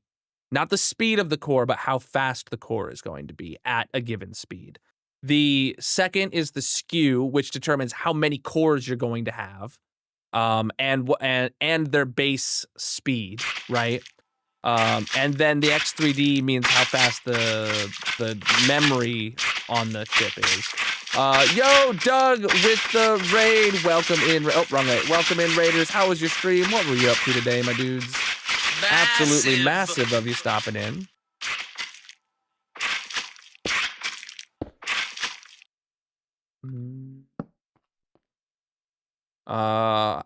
Welcome. You got ordered a 9700 or 9070 XT to replace your 6700 XT. That's AMD GPUs, I assume.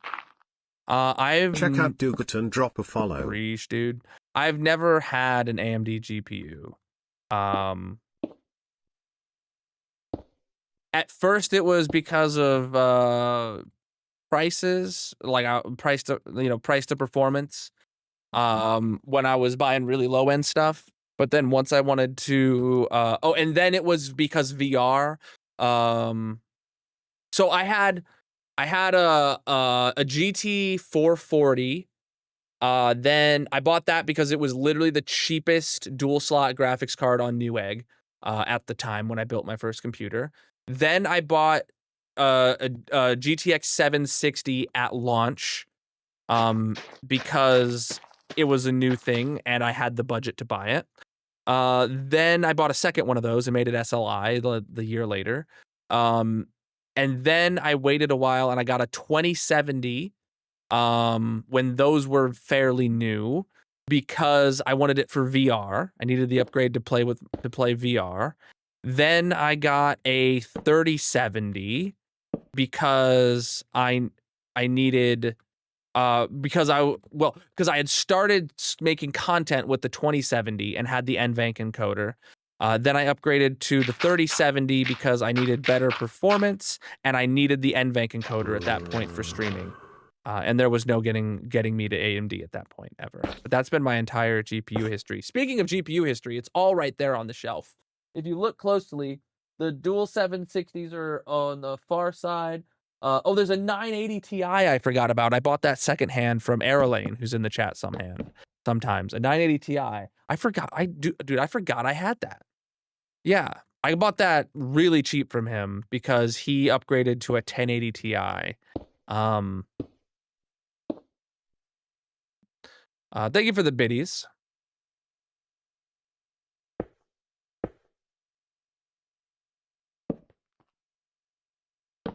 I didn't buy it new, so my brain didn't think about it. The 440, I think I threw it out. It might be in a box somewhere, but I think I threw it out. It stopped working. Also, one of those 760s don't work. I don't think. But the 440, I think I threw it out because I needed a GPU for a project, and I was going to put the 440 in because it didn't need any power plugged into it from the power supply. It went completely powered by the motherboard PCIe slot. And then it didn't work, and I think I threw it out before I had like a collection of GPUs like I do right now. I didn't plant seeds. Oh, you're right. How embarrassing.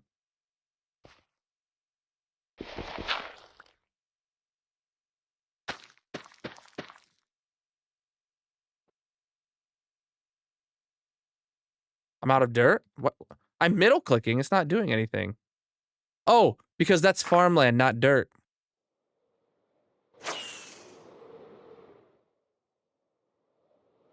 It's farm dirt, not land.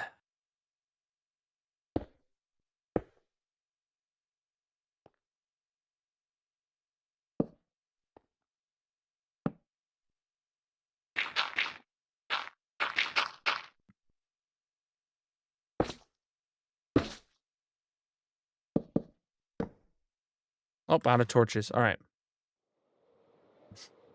Yeah, I skipped the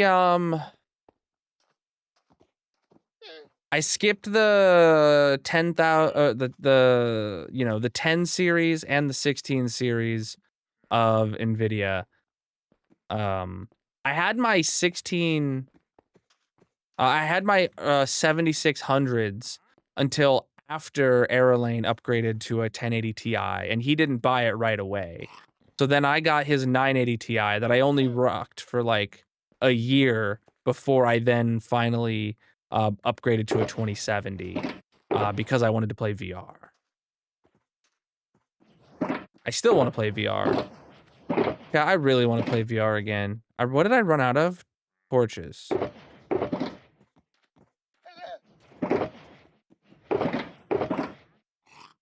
Right now, I don't physically have a way that I could set up VR, which is very disappointing. I mean, I could maybe think of it. Yo, thank you for the biddies, dude. Your 1650 is your favorite GPU? I mean, it definitely still runs at this point, but I don't think it'd be... I don't know what it would actually do performance-wise. I'm sure my 3070 and my 2070 would be like decent GPUs for people to actually game with, but like for me, I'll put them on the wall.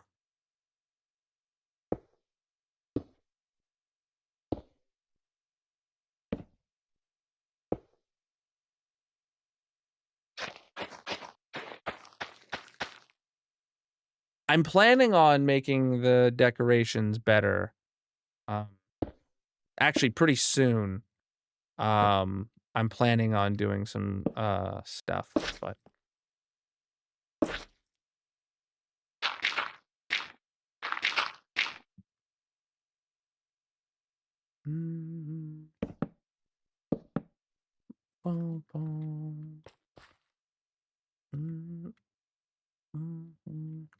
hey, I'm just vibing.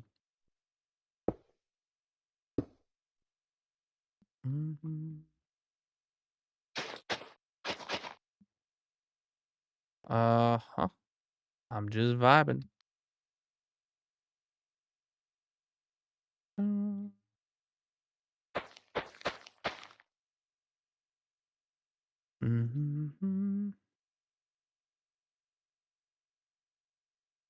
What am I doing? Oh, gosh, my brain is fried today, chat.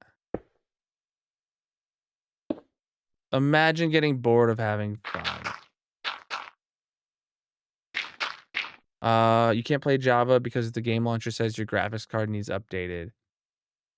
Oh wow, what kind of graphics card do you have to not be able to play Java Edition? Oh wait, it says i5 Intel processor. Stop giving you updates.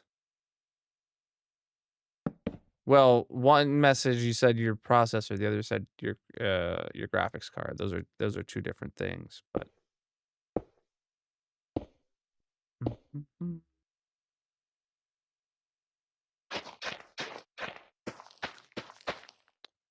all right. Well, no, i5 could be anything, right? Any so every year Intel releases a processor. They have an i3, an i5, an i7, an i9, etc., right?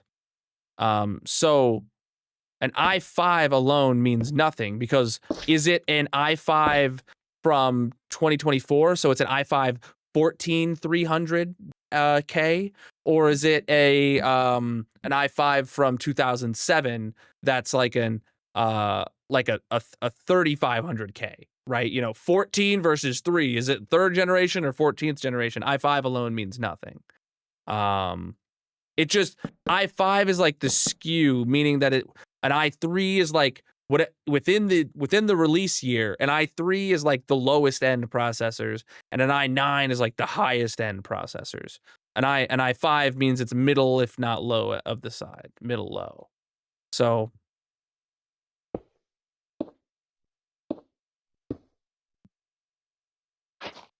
yeah, so i5 means nothing for being able to figure out what processor you have.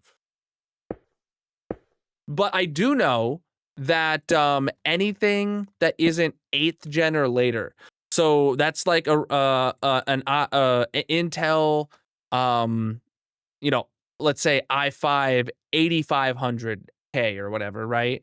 If it doesn't start with an 8 or later, then it's not it's not compatible with Windows 11. And Windows 10 is going end of life this summer. Chad, if you're on Windows 10, you should upgrade to Windows 11 just for security reasons. I know some of you guys will probably try and hold out because you like 10 more than 11. It's not worth it. Just get 11 at this point. It's a free upgrade, and you need security patches. All right, end of that rant. Anything 8th gen or older for Intel is not going to be supported on Windows 11. And you're going to have to buy new hardware to get Windows 11 and to get security patches, which is astonishing. I absolutely hate it with Microsoft for this move because it's making perfectly usable hardware, not good, but usable hardware, 100% obsolete with no way to run it unless you like put Linux on it or something. And 99.9% of people aren't going to do that. I'm not even doing that with my old hardware. I'm buying replacements and upgrading to Windows 11. Like,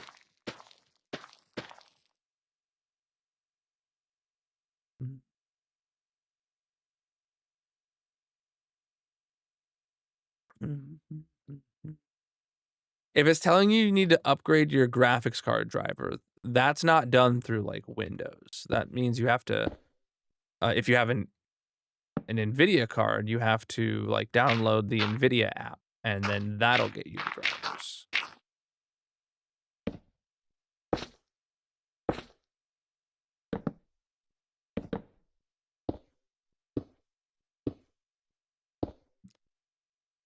If it's something you're wanting to figure out, there is a tech chat in the Discord. That's what I recommend trying to do any troubleshooting. I'm sure someone in the community, or myself if I have time, could even respond with something useful.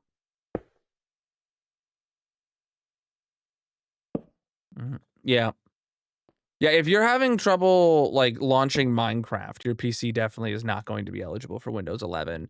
And the only way to keep getting security patches is going to be to upgrade to buy a new PC, which is so scummy of Microsoft to do.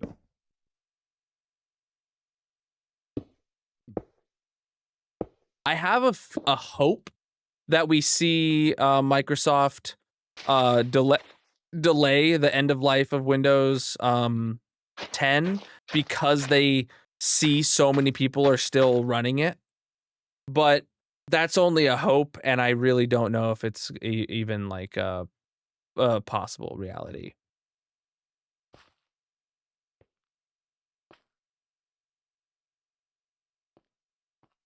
But actually, if you try to upgrade to Windows 11 on most compatible machines, it'll tell you that it's not possible. And you have to go into your BIOS and change some settings and like update how your drive is partitioned and stuff like that. And that is fixable in software as long as your hardware supports it. So if the Bedrock changed to PC, will automatic farms I built in Bedrock still? What sorry? You're trying to convert a Bedrock world to Java? This is my season 2 world, yes. World's 4.5 years old now. If you're trying to turn a Bedrock world to Java, there's the very, very high chance that that none of your redstone will work. Some of it might, but the redstone is entirely different between the game. There is Bedrock on PC, so if you're playing like Bedrock on console and you want to move to PC, you could just play Bedrock on PC with the same world without issue.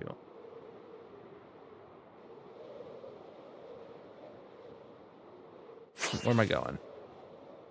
Oh, okay, yeah. I'm gonna actually go to this farm right now.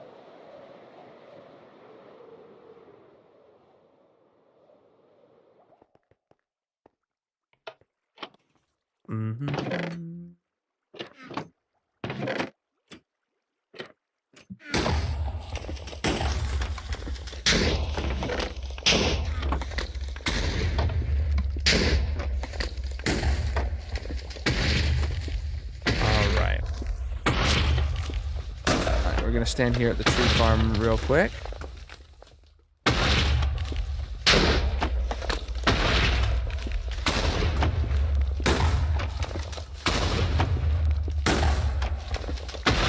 There we go.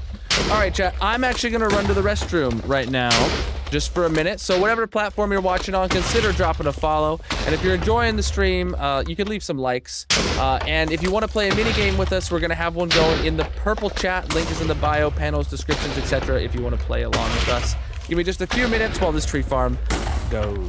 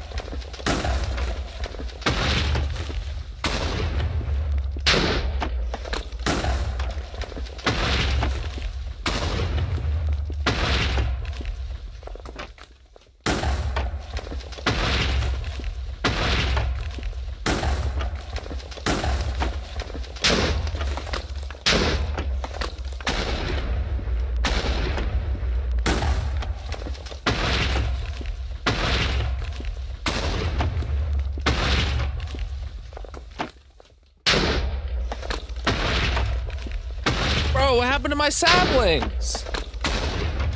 Well, at least we got a whole stack out of it, at least.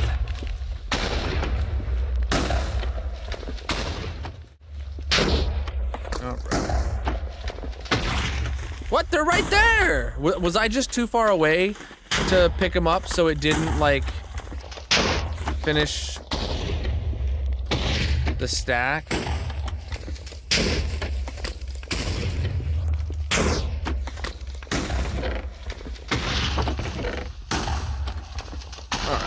Not bad, I guess.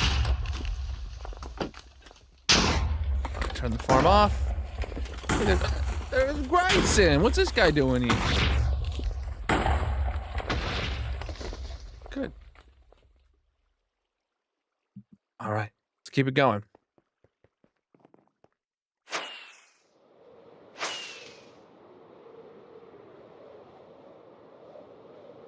Oh, right. 2 towers in. Nice. Nice, nice, nice. Sleep.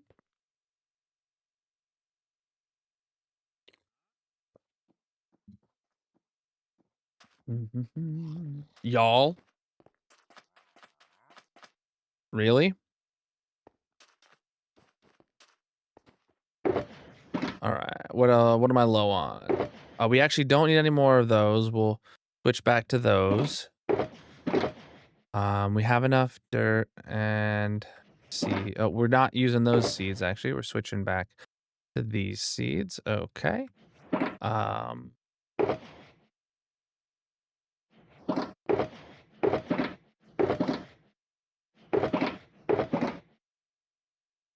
Pistons.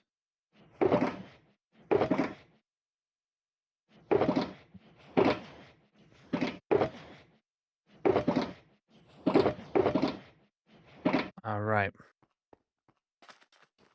Selling anything cool? Cherry logs.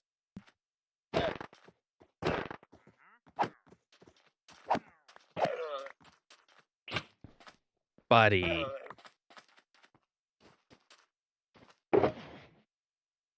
That guy made the wrong move by spawning in my world. All right. So this one, chat, is the one that I have to customize. And I actually need to have on me some... I don't need a dropper on me right now. I'll need droppers later for this redstone, but I need dispensers now.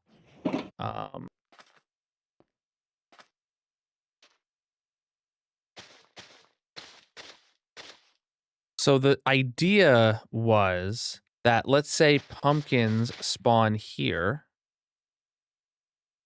right?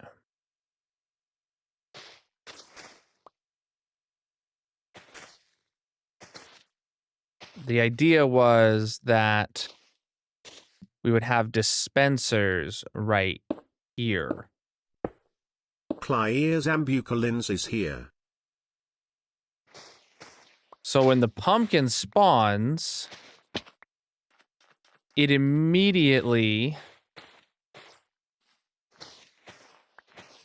gets shorn before the pistons retract would be the goal. That was the hope.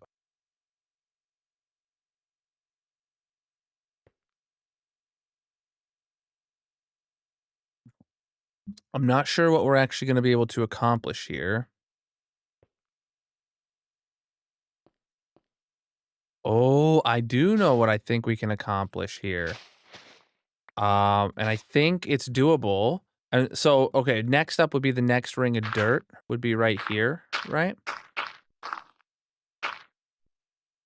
Then we would have to do, well, first off, we need we need to replace this with a light.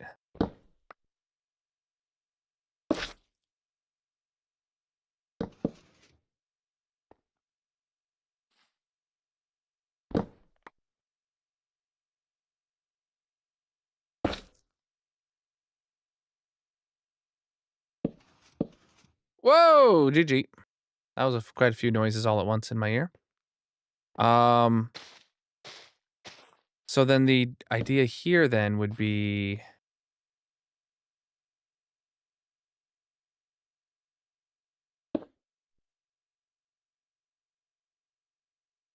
Hmm.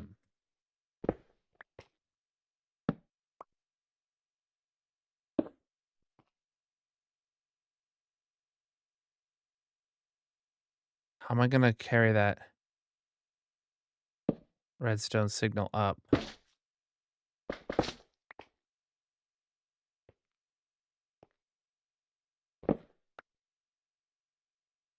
I gotta figure out how to carry the redstone signal up, chat.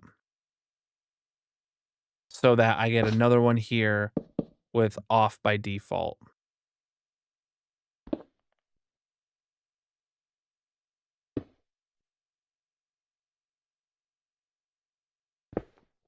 Hmm. Seems very difficult.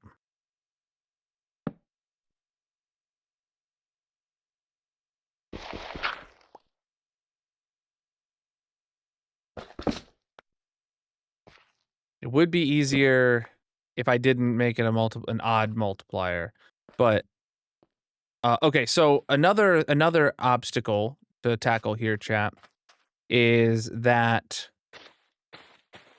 I obviously need to power these dispensers before the pistons, meaning they would need their own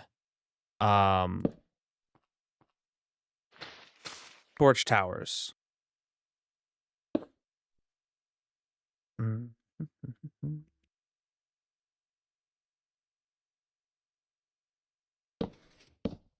So that does affect those.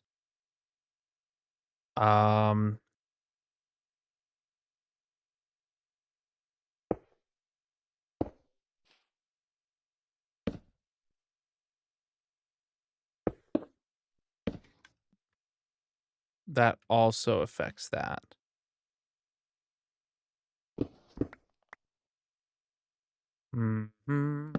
I'll figure it out. Give me some time.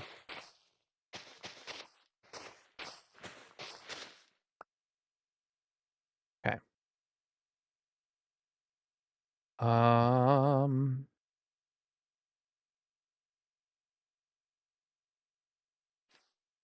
Okay. If it's out here instead, obviously slightly larger, of a footprint, but that's manageable.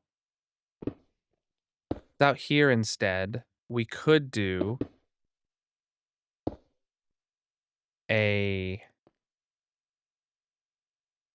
yes, chat. Do you see it yet?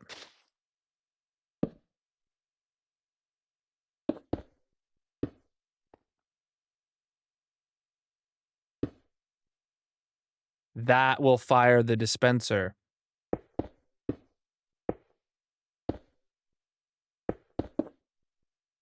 That'll fire the dispenser. And then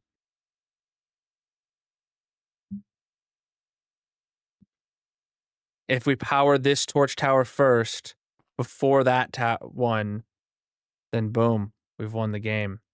I guess there is still a chance a pumpkin could come out of this farm because like if we send the pulse to shear it, and then after the shear happens, but before it gets harvested, a new pumpkin grows in one of the empty slots. So this one technically is going to need an item filter.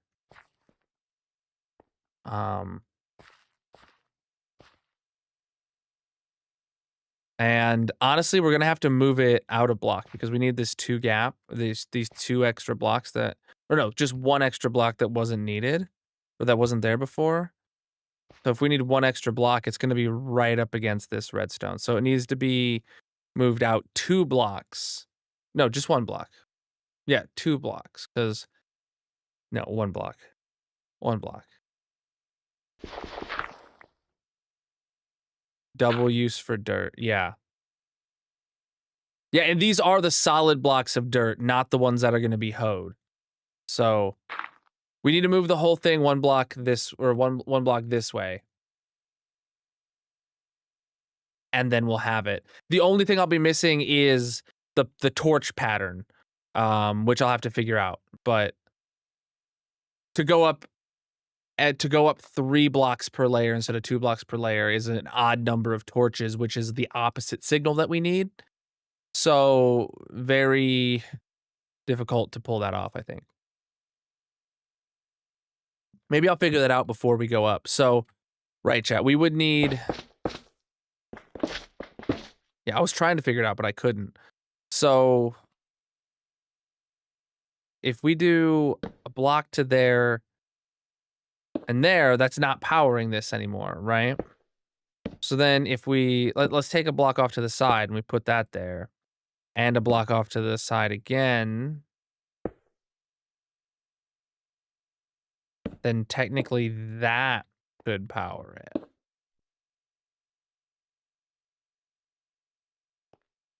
That would do it.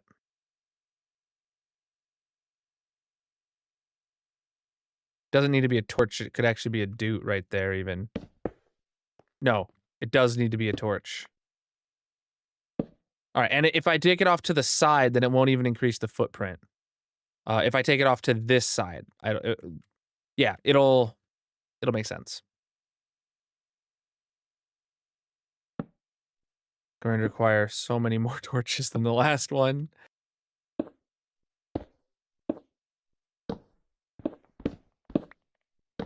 Right. So right. See, it won't increase the footprint because this corner and this corner will have this big loop, and then this corner and this corner will have this little blurb. But holy crap, is it going to be a thing to behold? Might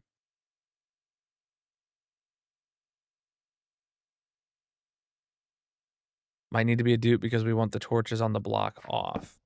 Oh, right. Wait. If that's the case, do we really need all of that? Yeah. If that's... we are making a carved pumpkin farm. All right, let's move this all out by 1 block over here.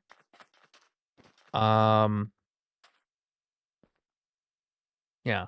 So we got a pumpkin and a melon tower. We're now adjusting these classic designs to make it a carved pumpkin farm. I still don't know how we're gonna fit hoppers into this for the shears, but maybe we just don't. Maybe we just don't automatically stock it with shears. Cause like, how on earth am I gonna put a hopper into all 4 of these dispensers? Can you shear a pumpkin from the top? Of course. I'm gonna test it now that you're questioning me. But the answer is of course. It has to be, of course. It doesn't matter what side it gets shorn from. Right? I mean, that's a good question to ask. And if you're right, I will be incredibly upset. I'm not gonna lie. I'm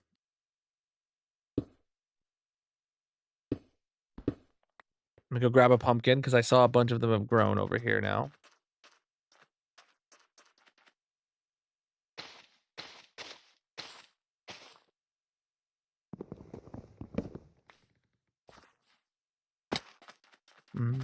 Preach, dude.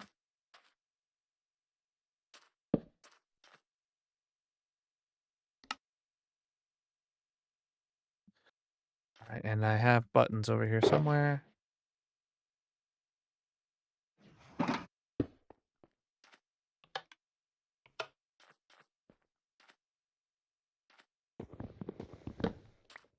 No way.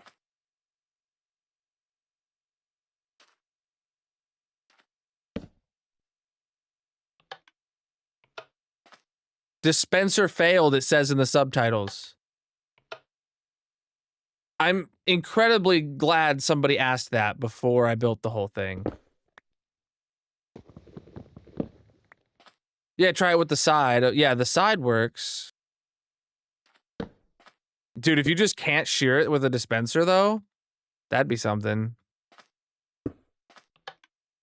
That also said dispenser failed. Oh.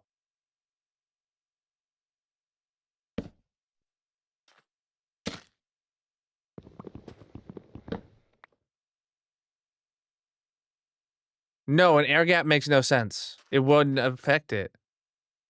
It just doesn't work. Oh, it just doesn't work. It's just not a thing. What? Who has bamboozled me so? Somebody go check the wiki. Yeah, that makes no sense, obviously.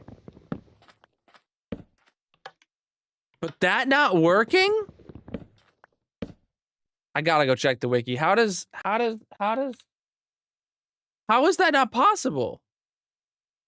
Carved pumpkin.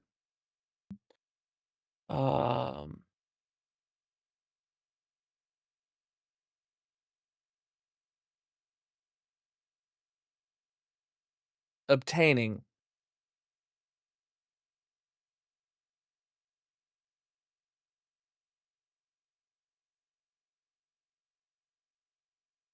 Carved pumpkin and 4 pumpkin seed is obtained by using shears on an uncarved pumpkin. Once carved, a pumpkin cannot be changed back to uncarved. Changes the rotation of the top texture. That's all they wrote on post-generation. Obtaining it post-generation. All you see is Reddit 5 years ago saying it should be a thing. I just assumed it was.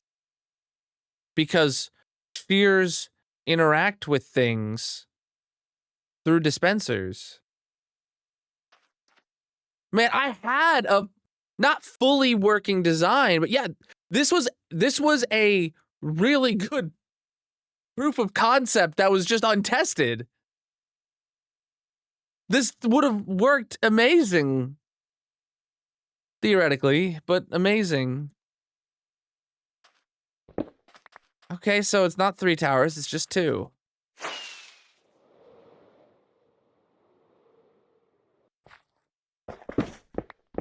It would have been so cool turning the classic pumpkin farm into a carved pumpkin farm.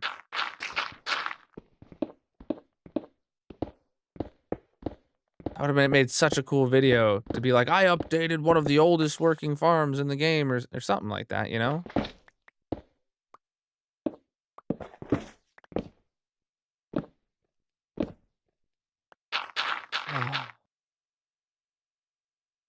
Big disappoint. Mojang. Get on that, dude. Maybe it should be 4 towers and just have 2 of each. Yeah, bittersweet, I guess. Glad we didn't waste too much time. Yeah, I'm glad somebody asked if you can even shear it from the top. And that led us to finding that the answer is no, you can't shear it from any side.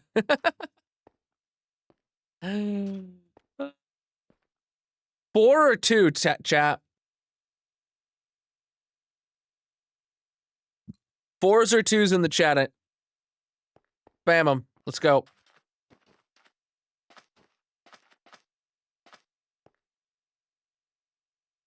Everyone's saying 4. Okay.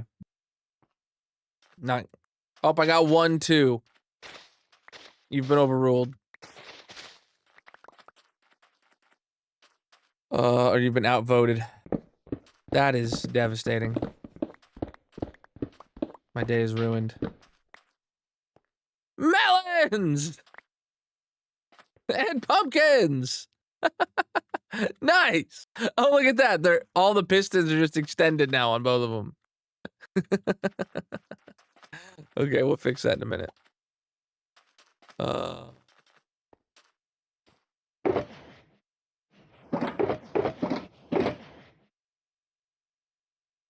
Man.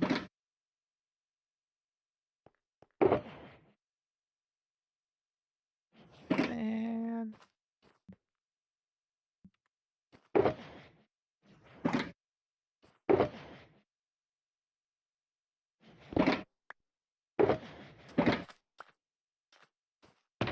Thoroughly disappointed.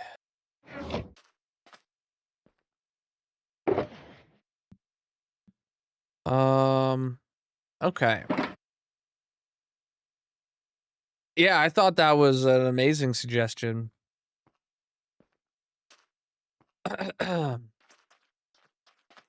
All right.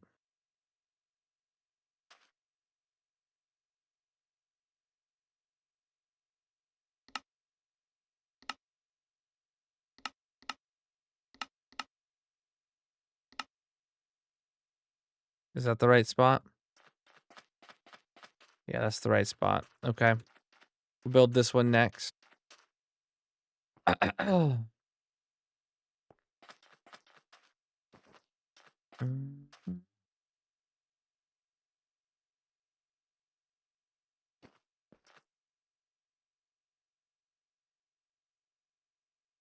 Yeah, we all really just have to think about how much this is all NG's fault. And we'll all feel better about ourselves. Just a little bit. Except for NG.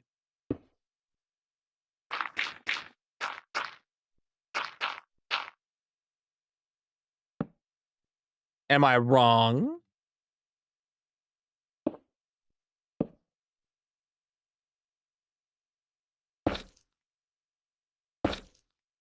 All right. Taking the L.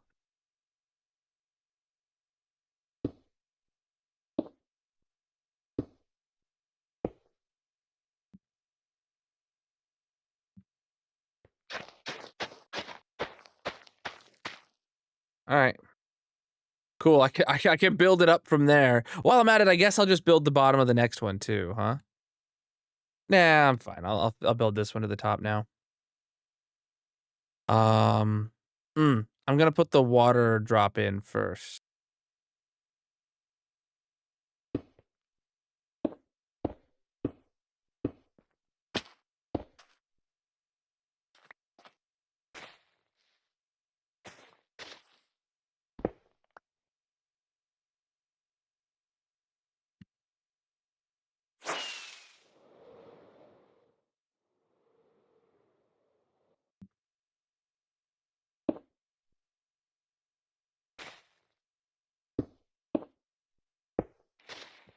Don't have a bucket of water on me.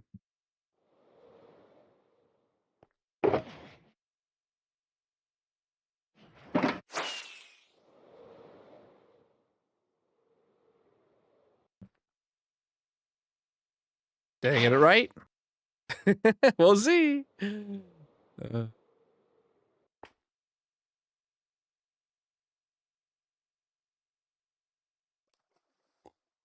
Heck yeah.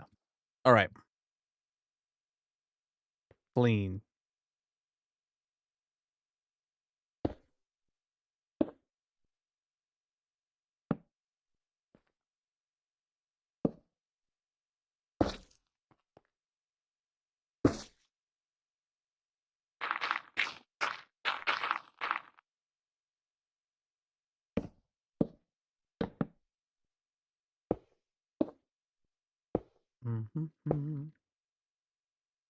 Now this will definitely be bigger than my last world's production. I do have to think though, how am I gonna deal with the items at the bottom? Because I'm not doing 4 separate storage systems.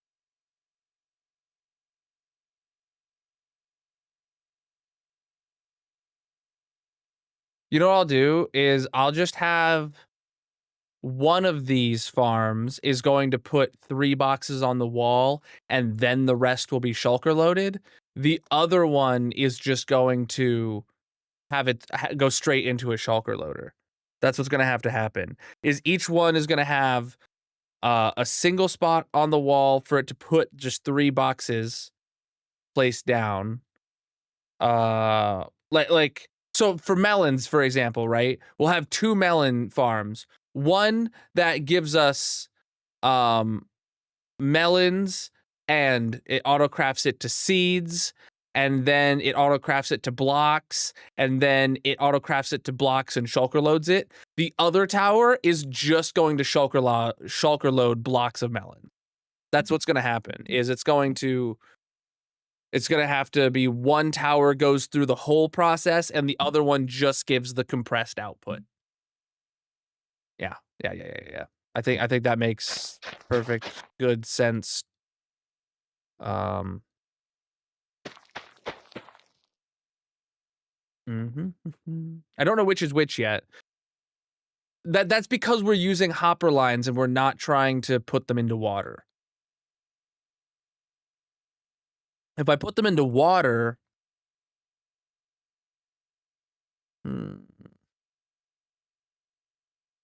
so if I put them into water and I have two separate water streams, one for both pumpkin farms, one for both melon farms. I'm trying to think if that's going to be a net gain for lag, like better performance or worse performance overall, because it'll mean more hoppers like up facing the air, checking the air for updates, but it'll be less hoppers overall. So I'm kind of torn. I don't think hoppers that have a block above them are like laggy at all, are they? Like, are they more laggy than a chest?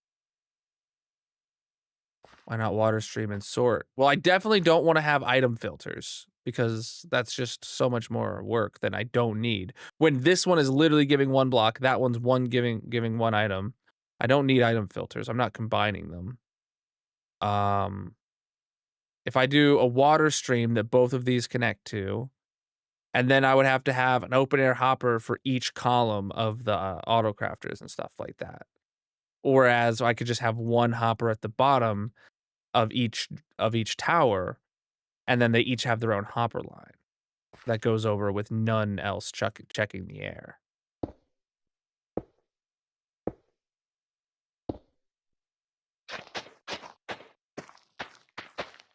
Mm-hmm.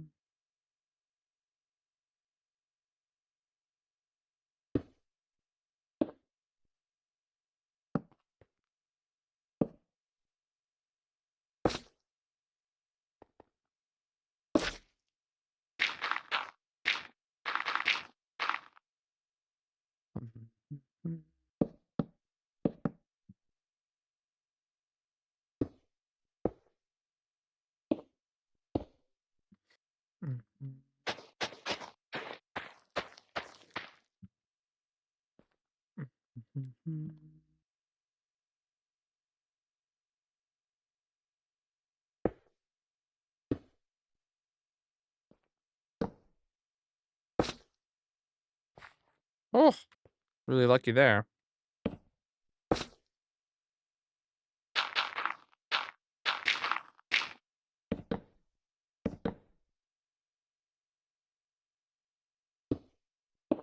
Oop.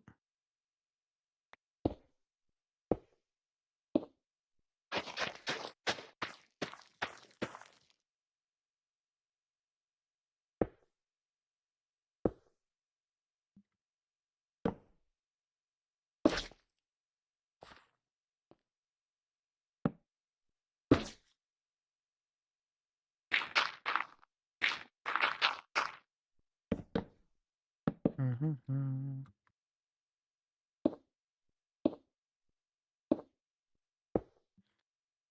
I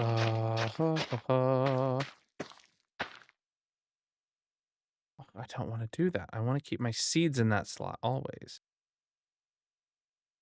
Crafted a pair of shears I do not need. All right. Let's see, put my bow up here and give me my dirt too. No, it's still not going to be enough slots for everything I need. Dang it.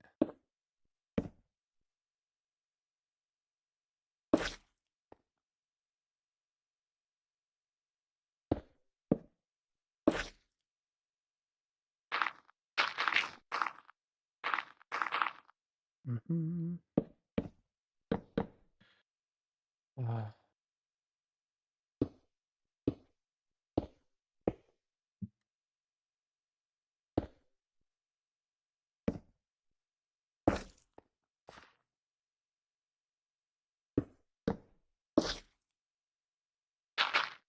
Up, I'm out of dirt.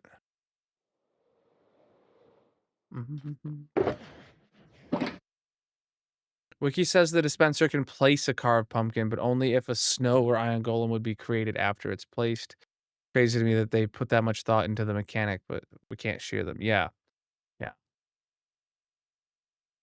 A dispenser can also put them on a player's head. Just like the way it can do an armor, a helmet. It can put a a car pumpkin on the player's head. Yeah, ridiculous. Just one of those little idiosyncrasies that's just horrible to find out about.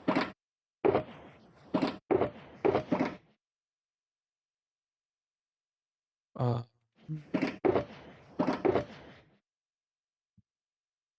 I'm out of dirt. That's why the whole reason I came down here. We're already up pretty high on this.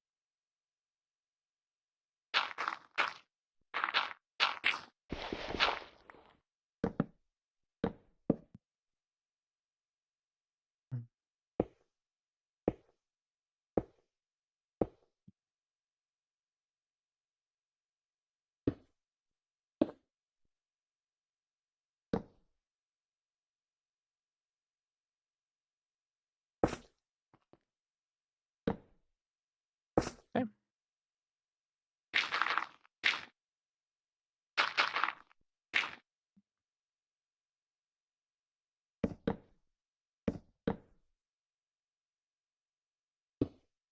Oh, we're pretty low on pistons. I should have grabbed more of those too, huh?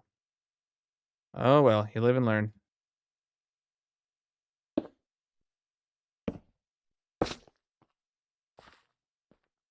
I didn't put seeds down on the last like 3 floors, did I?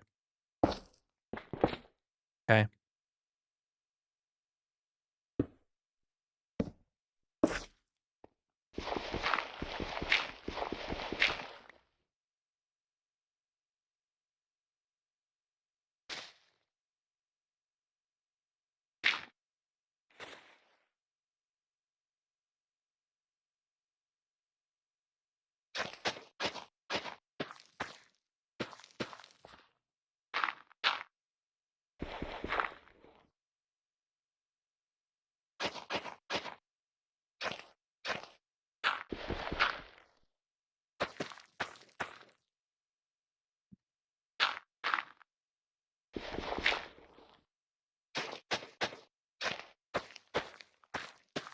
Can't forget the seeds, chap. That's the one of the most important parts of this farm. There are other parts of this farm that if I left out, you know, other parts would still function. The seeds kind of are a complete showstopper.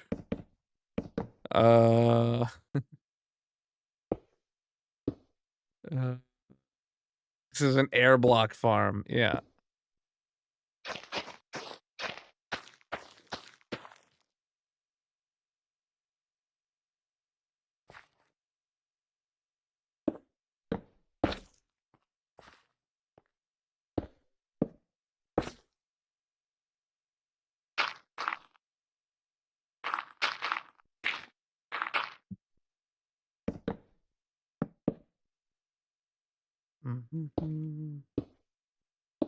My brain's over here in La La Land, chap.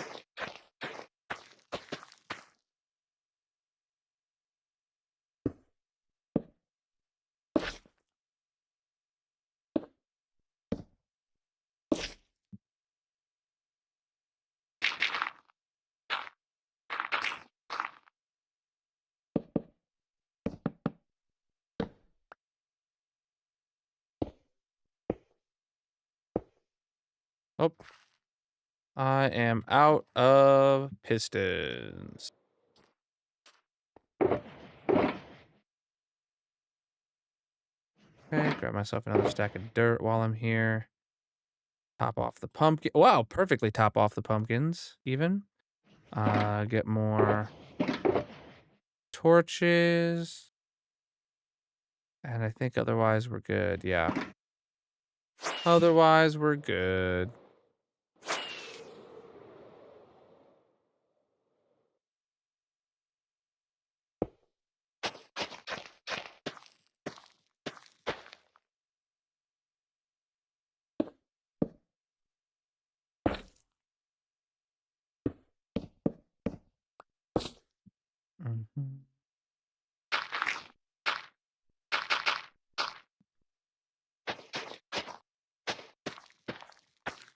Don't know why I did those first, but I done did do that.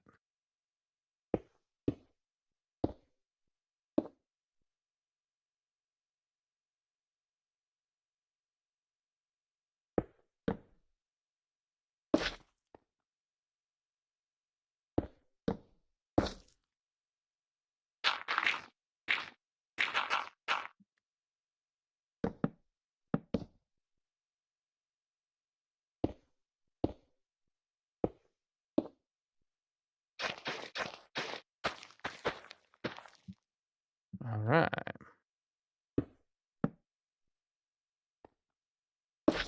Uh, we're like more than halfway up now at this point, but still got a ways to go. But that's the wrong spot.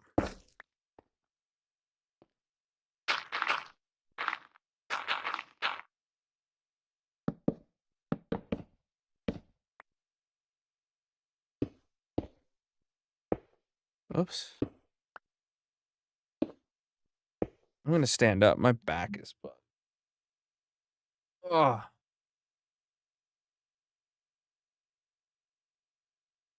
Yeah, yeah. The retroactively adding chunk loaders to farms that are now possible to chunk load is the next project.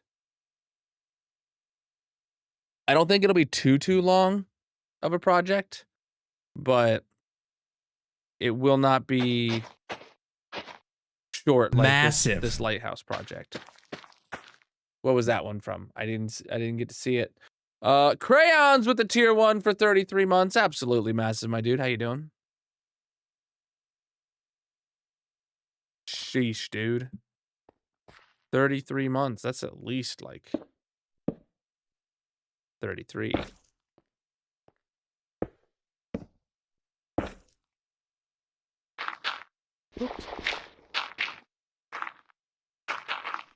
Mm-hmm.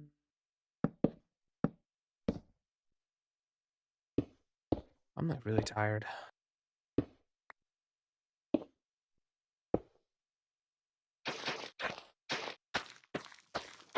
There we go. Next layer up. Like the layers are honestly really quick once you get in the groove.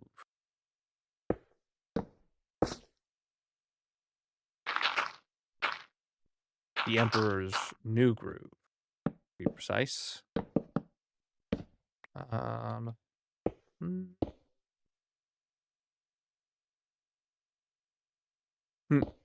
A stat for like redstone. I mean, there is a stat for how many times I've like placed redstone dust and pistons and stuff like that.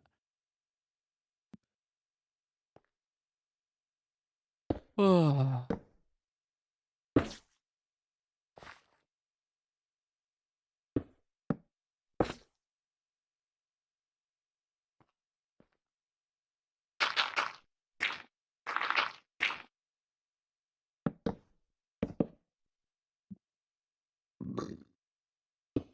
Mm-hmm.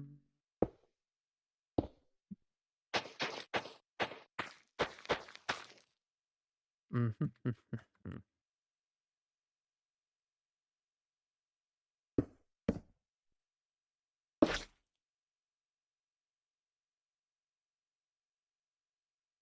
If we really wanted it, we could just do buttons for math. If we really wanted it, we could just do like a schematic and get a materials list of every farm.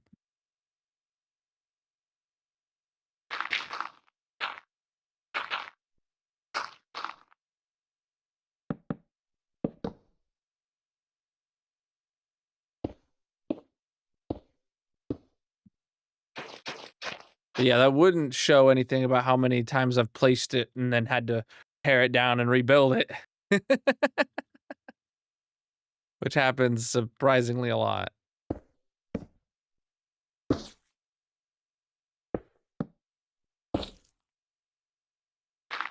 Oh, that's not what I meant to do.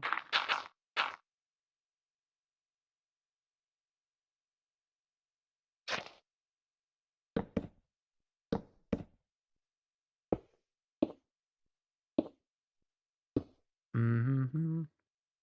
Schematic the whole world and subtract the jungle temple.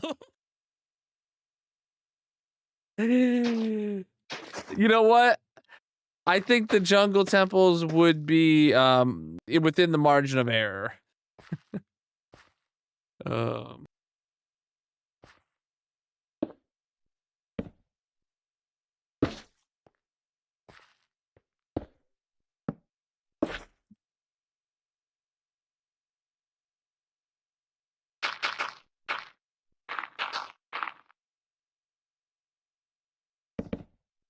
I'm out of torches, chat. Okay,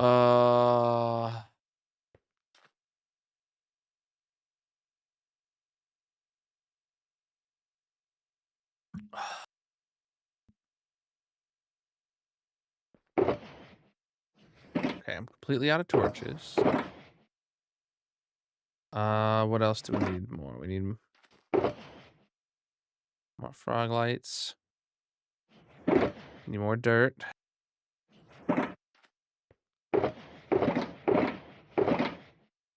Take more pistons.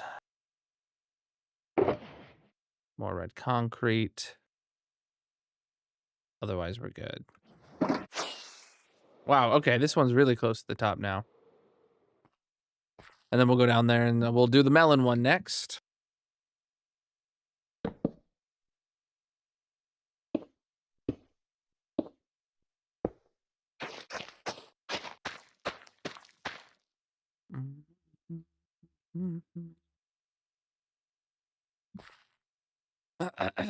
All right, what's next, chat? Well, yeah, I'm getting in the rhythm. But yeah, I'm getting really slow at like, oh, I mean, like I'm getting in a rhythm. It just still feels really slow.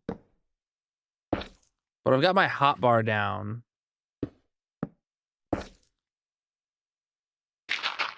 Is this the last layer now? Yeah, it is.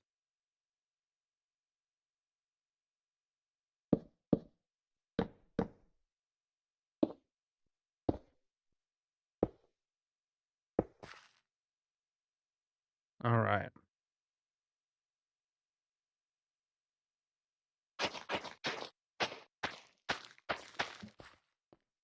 Okay. So that one's fully extended, and this one is not grown at all. I really should have not left that in a fully extended mode, because, well, it just sucks that it's not been growing. But I'm going to change this now because we're going to want.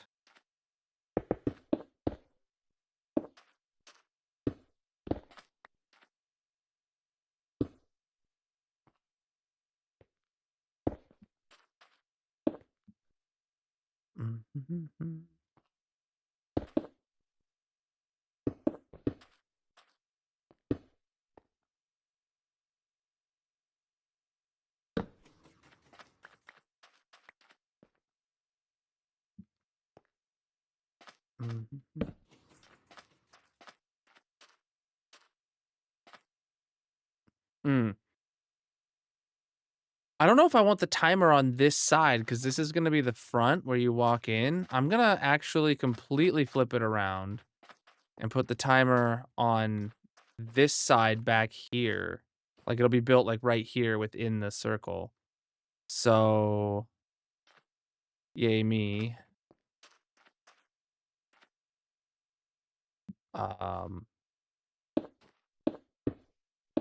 So if the timer sends a signal into there effectively, that's what we're looking for. The timer is going to send a signal into there effectively. This is our pumpkin farm we're working on. Pumpkin and melons. All right, we get rid of all of this. We don't know what's gonna happen. So, then the timer is gonna go in and fire.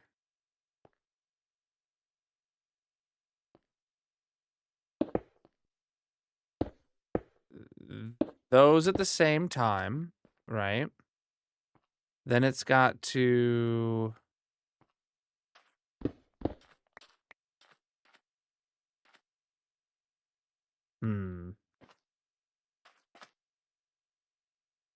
Oh, what if it like alternates some, chat? So if it's a etho hopper clock, when it shifts one way it harvests melon, when it shifts the other way it harvests pumpkin. Yes. Yes. Yes. Okay. That makes a lot of sense to do.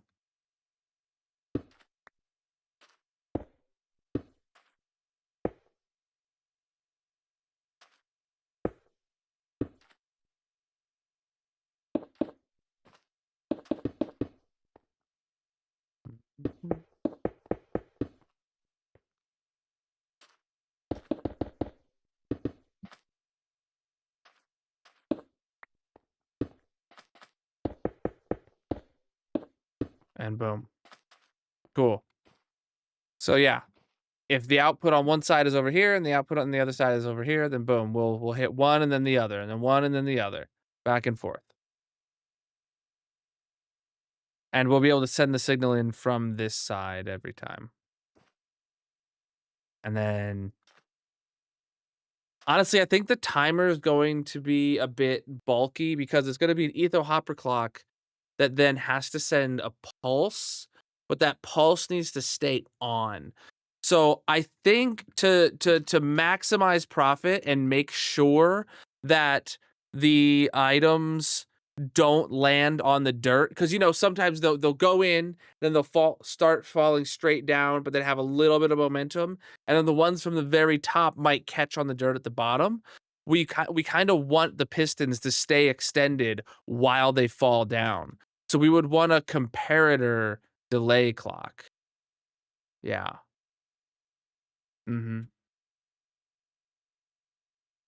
So it's going to be etho hopper clock that sends a pulse to one side, and that pulse goes into a comparator delay, and then while that that pulse and delay send a signal to extend the pistons and keep them extended for long enough for it to send a signal all the way to the top, harvest all the pumpkins, and then let all those items fall down, and then the delay runs out and the pistons retract. Yeah. And then we're gonna have the same exact thing on the other side, because we're gonna harvest one at a time, back and forth. And that'll help with lag so that we're not triggering all of these pistons at once. We're triggering half of the farm at once, especially when this is chunk loaded in the background. Know what I'm saying? Know what I'm saying? All right, so.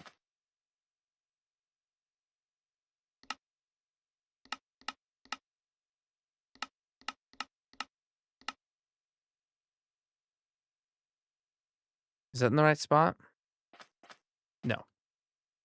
I did 5, but that didn't account for the air gap.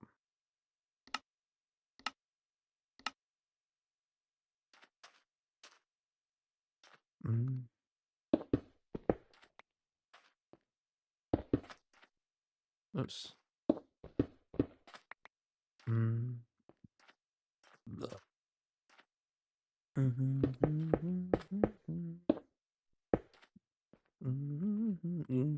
That is Lightmatica.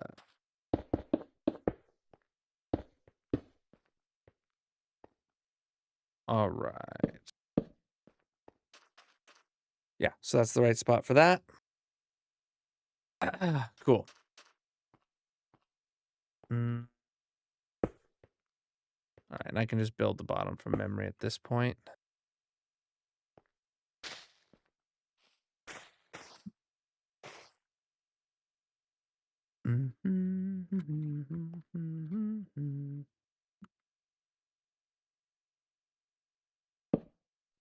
All right, and then, okay, so we get red block, torch, and frog light. I just said that was Lightmatica.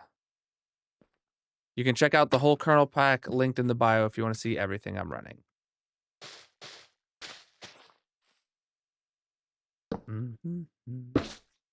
Or in the description on that one. All right. That doesn't seem to be facing the right way. Oh yeah, that is. Okay. Well, that just didn't seem right about it. Oh, it's probably because there's nothing below.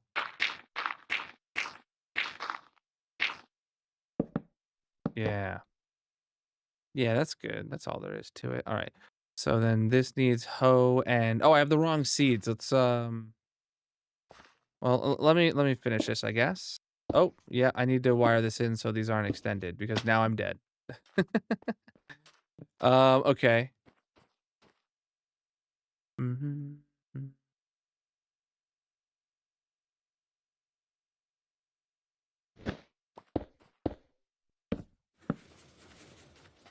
Okay. This is my pumpkin and melon farm we're working on.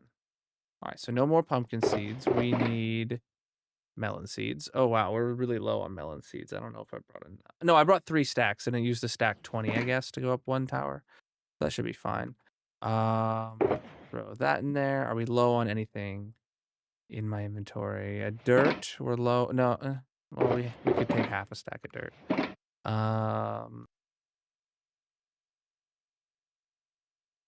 Nope, nothing else is in need yet. Let's sleep. Oh, 3 seconds. There we go.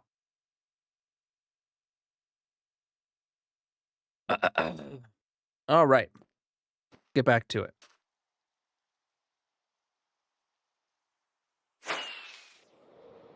Oh, I need to eat, bro.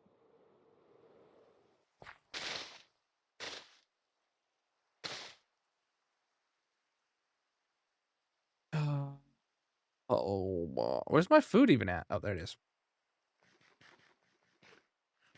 Well. All right. Oh, yeah, we need to start with the water next.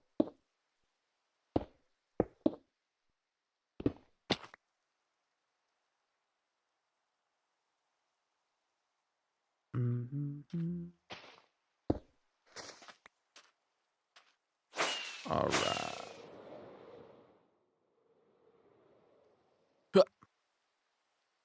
Yep, that's the right spot right here. I don't have a bucket of water, so let's go get that.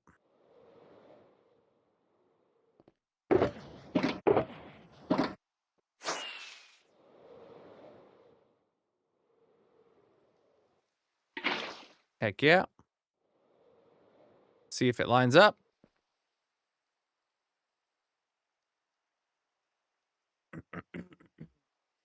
Heck yeah. No problems whatsoever. All right, get the seeds. Get them planted. Boom. All right. First layer done. 21 more to go. Oh no. And I just looked at the time. I'm not I don't think we're actually finishing the redstone here today. But now that I looked at the time. Oh, these are the wrong color frog lights even. Oh man. Oh man.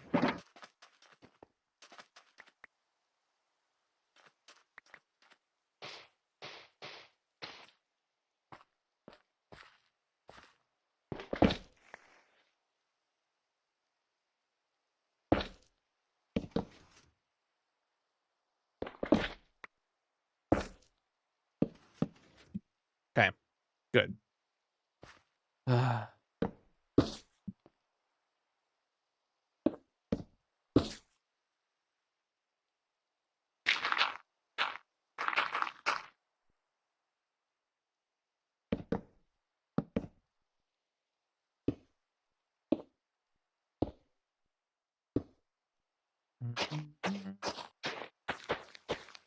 Amazing. And up we go.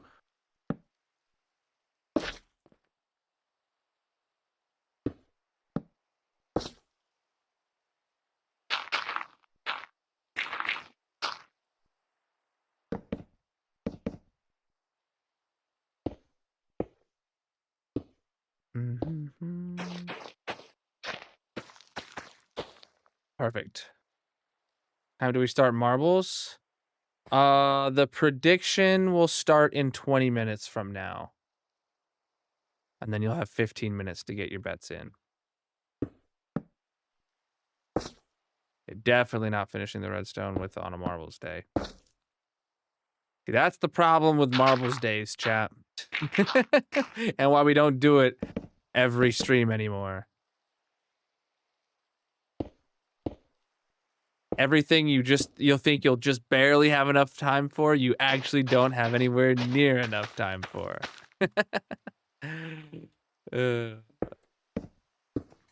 That's the wrong thing.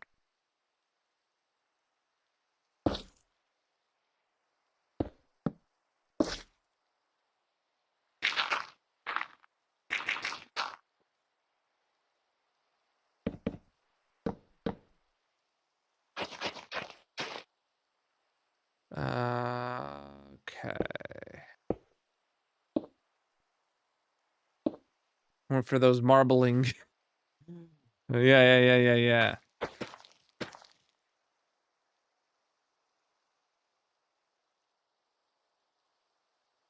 Hey, bud, that's not the vibes here. All right. You know, you clicked I agree on those rules before you hopped in here, you know.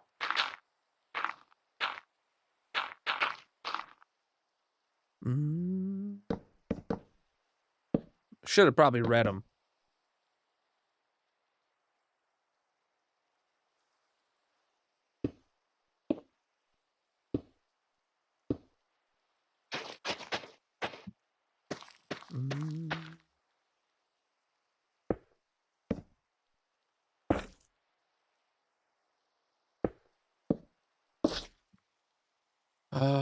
Channel point redemption to do bingo instead. That'd be hilarious. I mean, that goes for all of Twitch, Miku. Every single streamer has like a rules pop up when you get to their chat.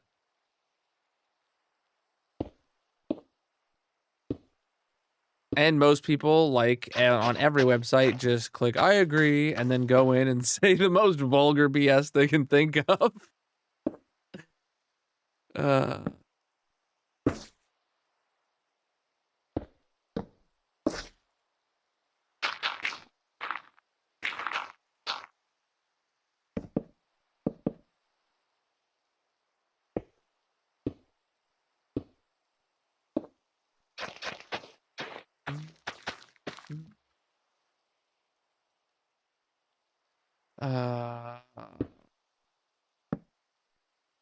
Out of torches again.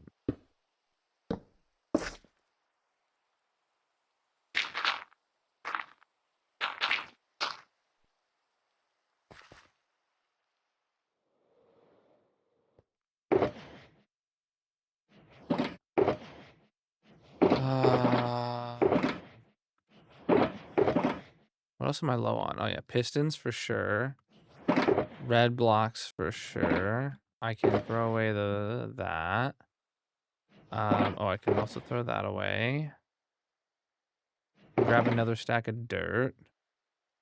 Get back up there. I mean, we're making progress. Maybe we'll be lucky. Are you feeling lucky, chat? Excuse me. That hiccup was like intense. And I'm not even a fish.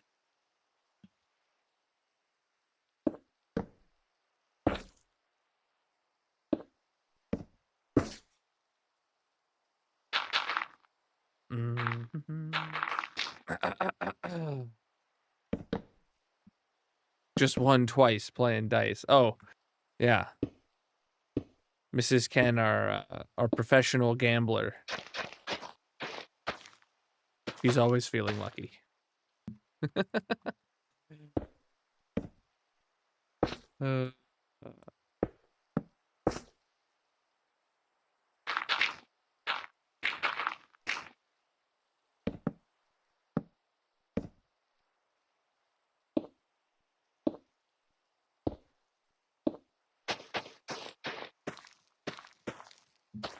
All right.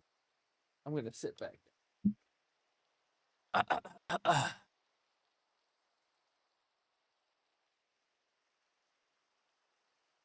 Oh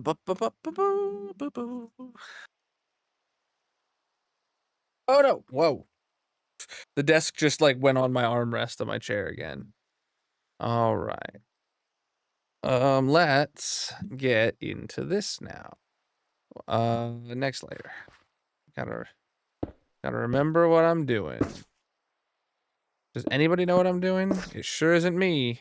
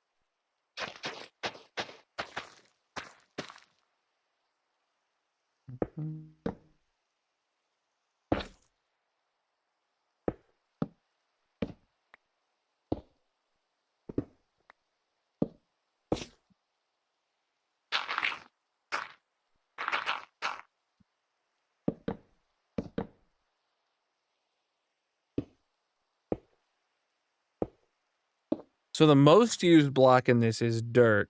The second most used is redstone torches. We're just chewing through those. And I think number 3 is like a tie for seeds and pistons. A lot of items though.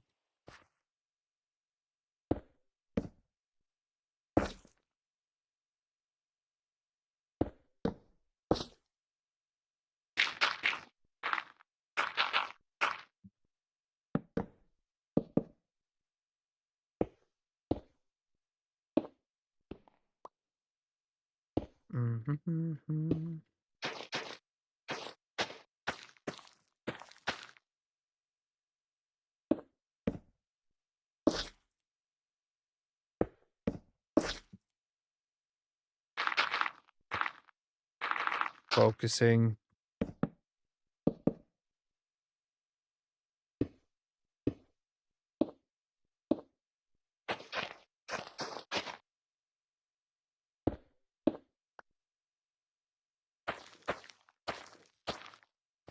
I'm out of seeds. Let's go restock.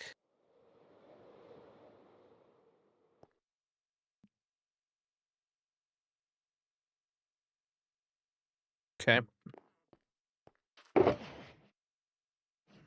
Getting pretty close to the top. Hopefully 40 is enough.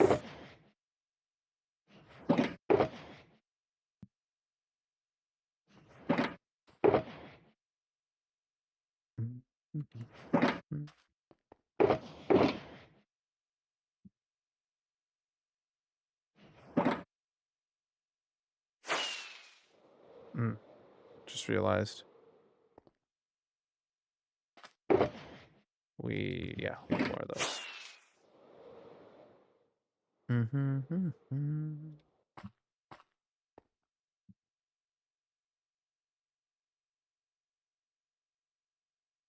Okay.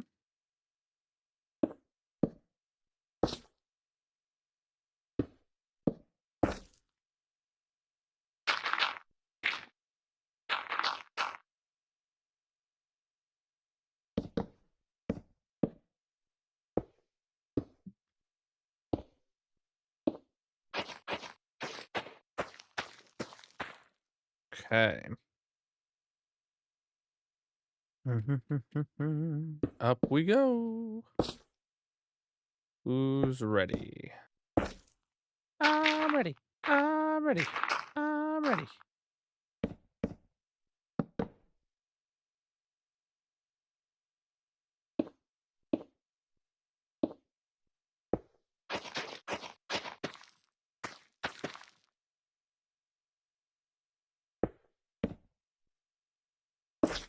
I'm on.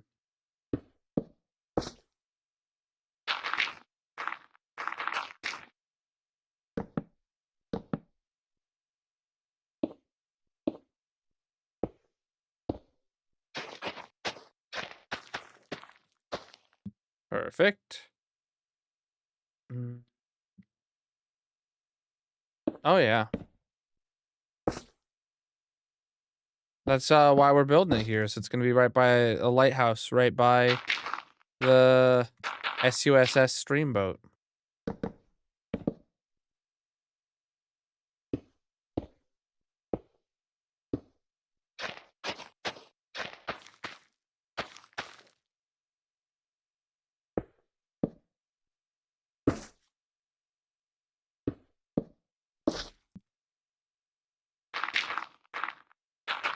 All of the vehicles in this world effectively exist because of streamathons.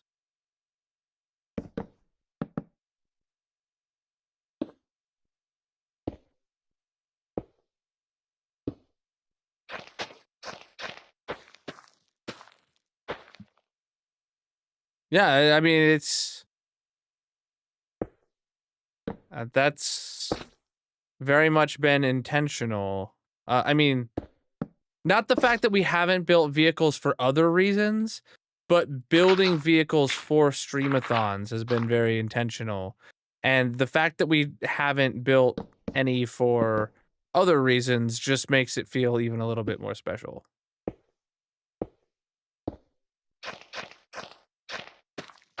Because what is the purpose of a vehicle other than to move people? And speaking of which, wow, that was done extremely quickly.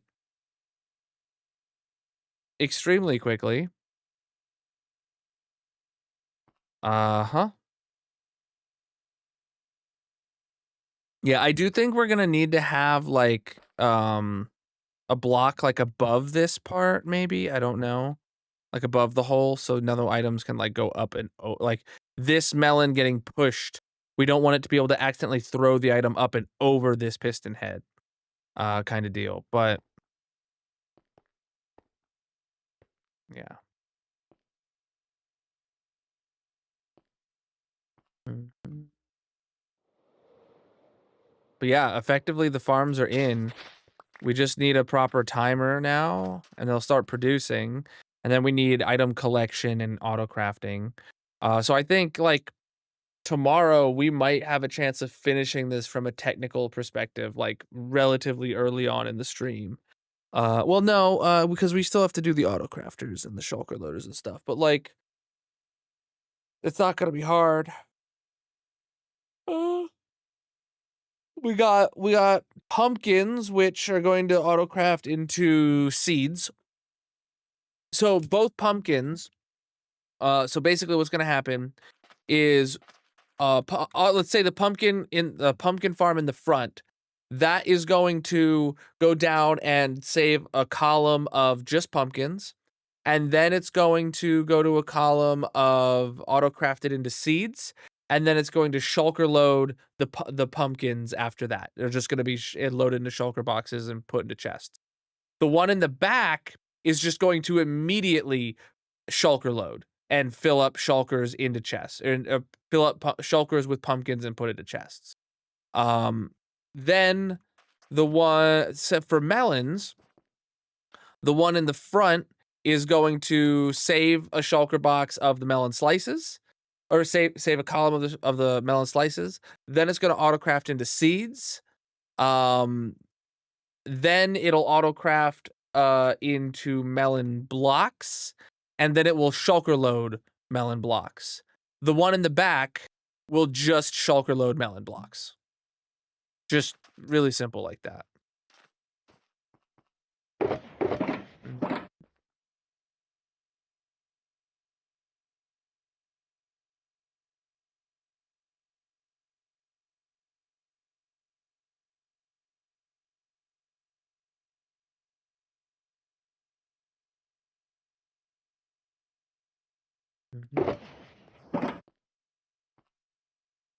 So yeah, there is gonna have to be an auto crafter on the melon shulker loader. I'm gonna have to do the melons first, I think. Like from an to find out the height of the room kind of deal. But yeah, we're gonna be able to kickstart. Oh, there's some pillagers over there. We're gonna be able to kickstart production right at the beginning of stream tomorrow.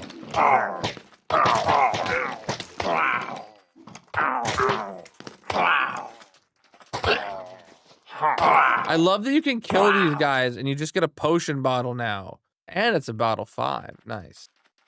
It's so much more convenient being able to deal with these pests that they are.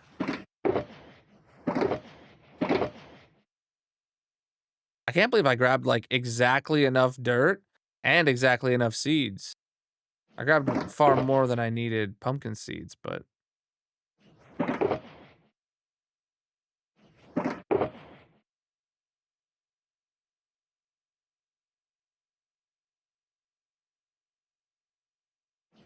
I didn't realize that was on me.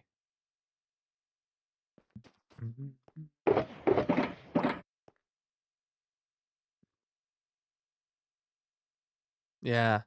Space-wise, I don't know how much space we're gonna have inside of like, I don't know if this is going to like, obviously, what do you call it? Lighthouses have a bigger base, and they get skinnier as they go up. But I don't know what the ratio is gonna be.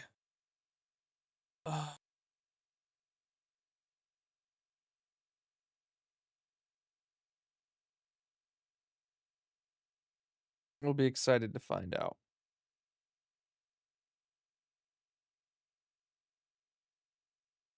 All right, chat. First 4 people to say pumpkin in the purple chat get to be in the prediction tonight for marbles. First 4 people to say pumpkin. Miku is in. Buzzed is in. Dusty is in. One more.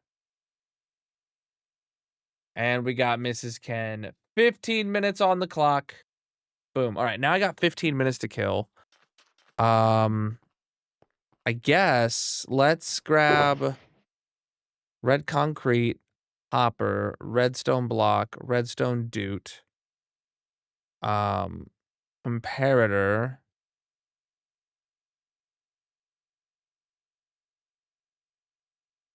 sticky piston. All right. So what I'm thinking is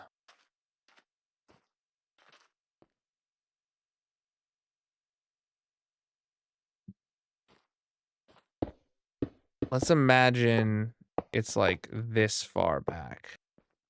I don't know if I'll need to move it closer, further, whatever.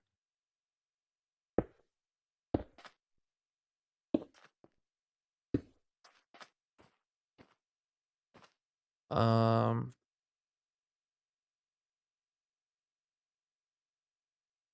mhm.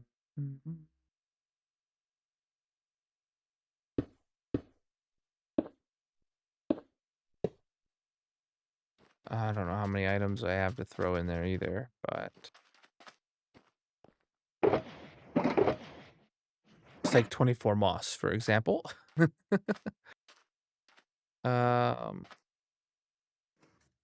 Okay. Then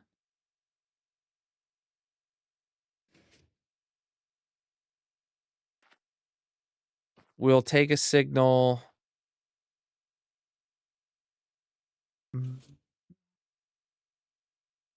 This is blue concrete powder. Take these out of here.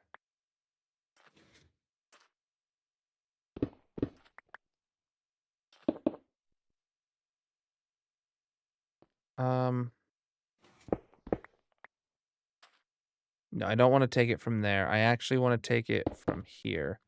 I want to get a repeater. That's a comparator. A comparator would work. I don't have a repeater on me.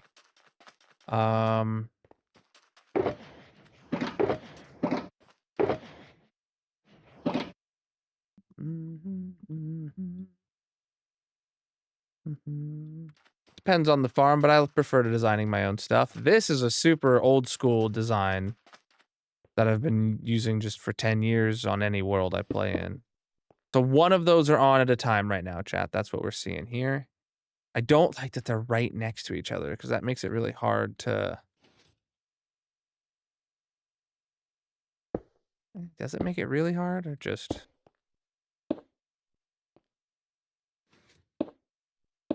There. Right? Actually, it doesn't even need to be a repeater. That could be a doot there, huh? Yeah, it could. So, now...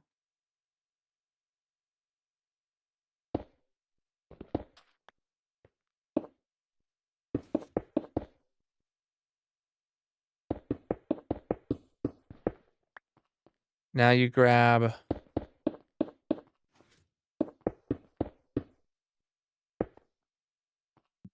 that. And... connect it into that.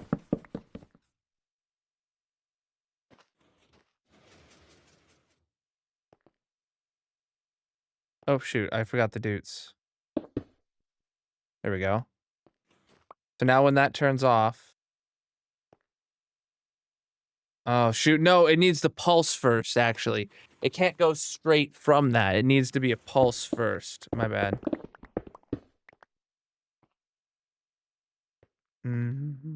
Yeah, the melon's texture was made by Darcy. It kind of matches the emote, the melon emote that we have.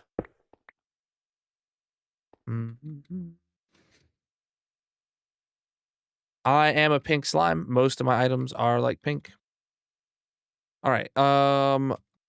So, well, not most of my items, but my slimy items are.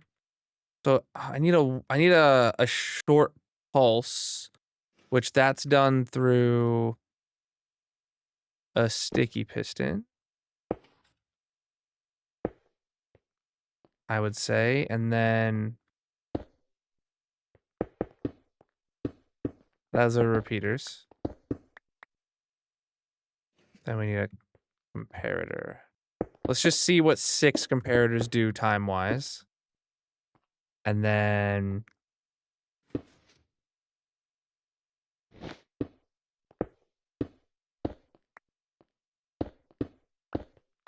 All right, what's this do for us now?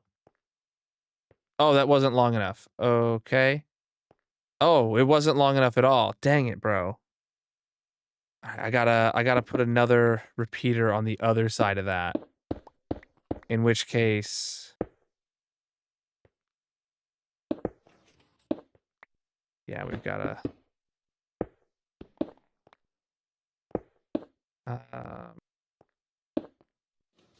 do that.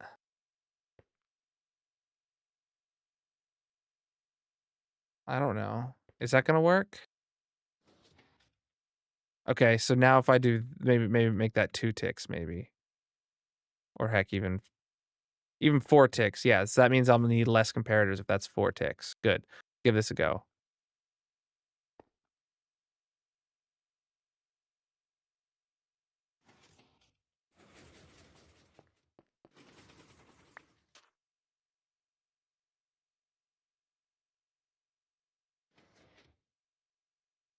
Why did they stay up? Why did they stay out? I mean to say. Oh, they're doing the opposite of what I need. First off, the timer's not right, and it's doing the opposite of what I need. So, okay. With that in place, there needs to be a torch.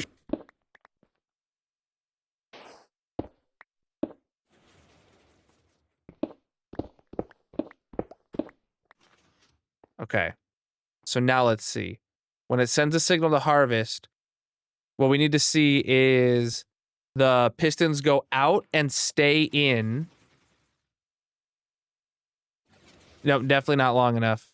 It just barely had reached the top. So let's add 2 more. Okay. Oh, shoot, that flicker, that causes it to flicker. It's too long. Okay. Give that a go.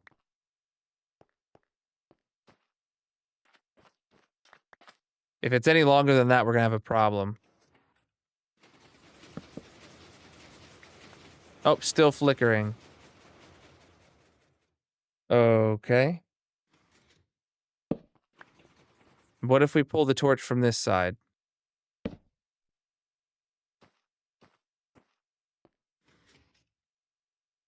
No, it still flickers, because of the sheer amount of delay. Huh? I think each one of these are gonna need an etho hopper clock at this point. That's what I'm finding out, is I can't get away with just one etho hopper clock.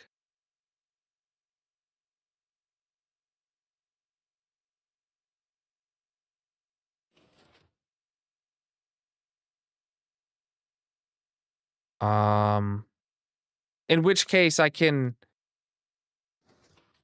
just do one etho hopper clock to power them all at the same time, I guess. rather than powering them off different sides of the same etho hopper clock. Oh,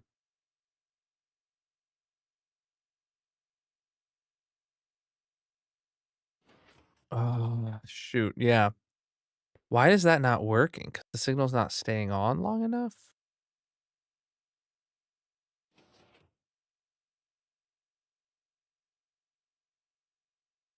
Oh, wait, we don't need this pulsar, do we?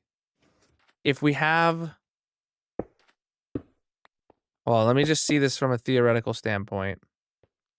If we have the torch here, which I don't know where it went. There it is. I don't know why I don't have more of those on me. If I have the torch here, we theoretically don't need it to pulse. Oh, yes, we do, because this will theoretically be a much, much longer delay. Dang it, bro.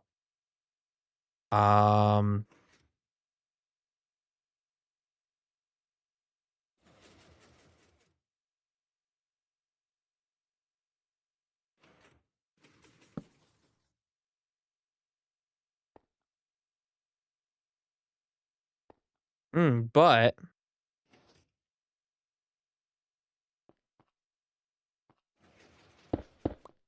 hold on.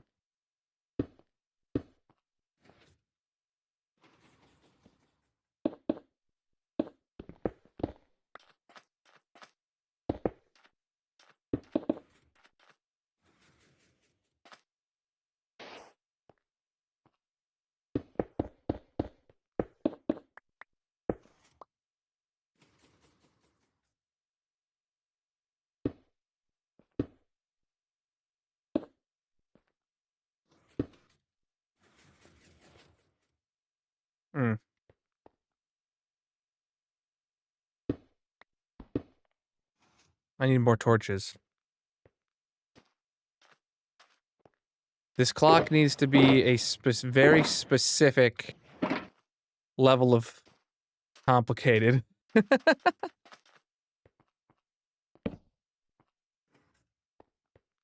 Okay, watch this. So that comes in, that starts...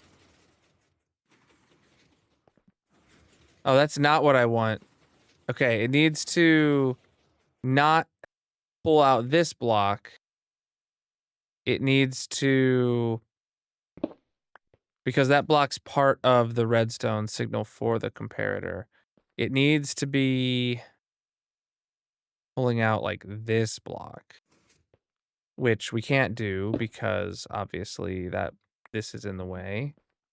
But we can do it here and then just move. Well, it's still gonna have to be there. And then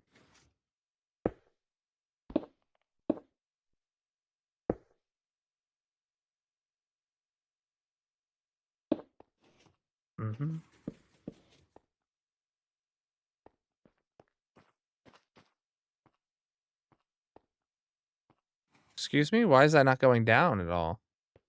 Oh, because one side has to be a dude thing. Okay. All right, let's give this another check now. Okay. Goes up.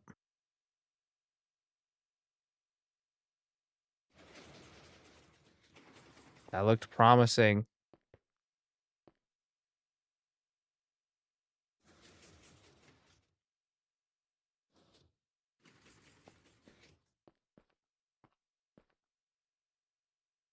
That looks so promising. All right, so watch it. It's extending. And they stay extended. And then retract. And obviously, the system is just way too fast. Oh, we can put melons in there, actually. If we put, we take out all of the moss blocks. And we make it a cool stack of melon right now in there. I feel like this is the right amount of time.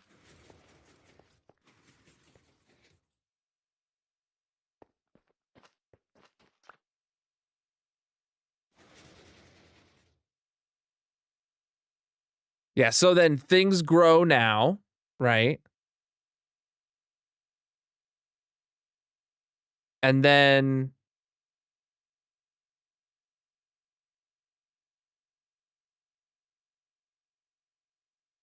let's watch in free cam real quick.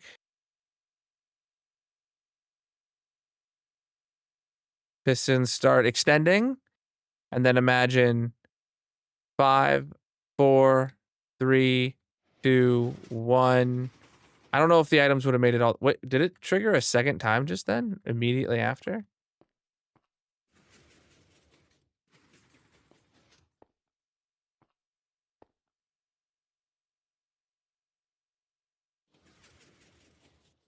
Oh, shoot. This clock just isn't long enough. Like, period. This is extremely long of a clock here.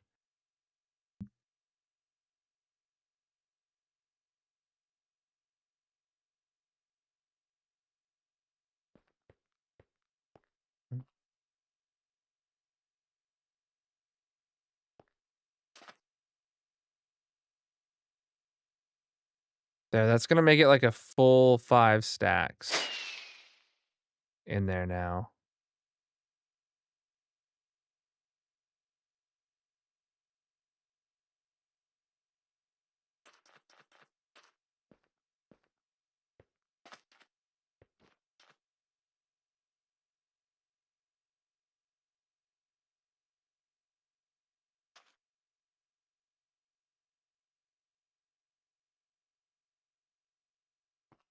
I feel like this is the right clock.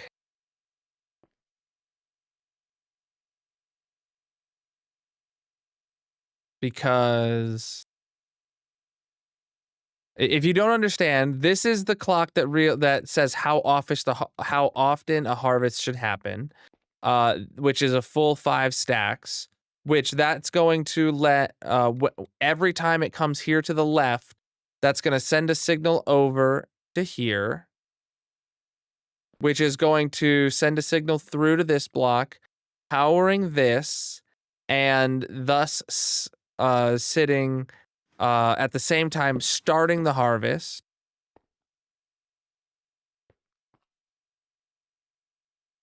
I don't even know how to. Yeah. Yeah, you can watch it happen. Why is it triggering like multiple times back to back to back though? Oh, because this is here so long, dude. Wow.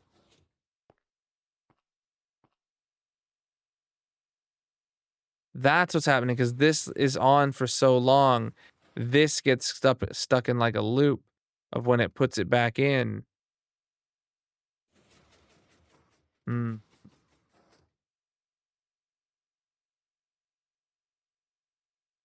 That clock's not going to work then this way. Crap.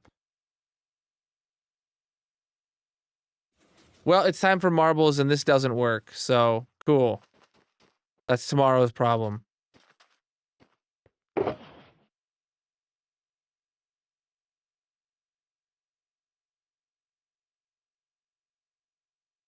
What's in my inventory that shouldn't be?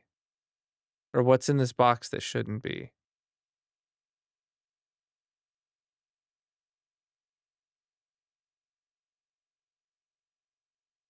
Oh no, the moss was already in there. That's what's wrong. Okay. That's what's wrong.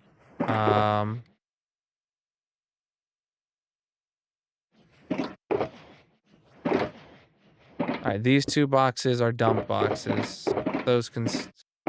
I don't think I need either of these anymore, so I'll take those back to the base. Alright. I didn't realize it was already like 12:30 and that the prediction would be over right now. We'll just keep those on me, and then we'll take them back to the base after marbles. Can't wait to have a lighthouse chilling there, dude. That's gonna look sick. Wrong building. They look so similar.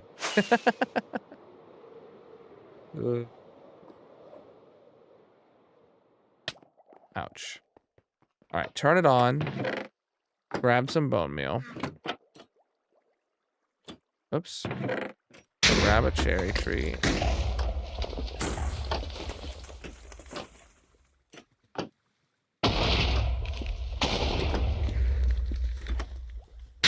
flip that on and flip that on. Oh wait, we're playing marbles. I can't AFK here.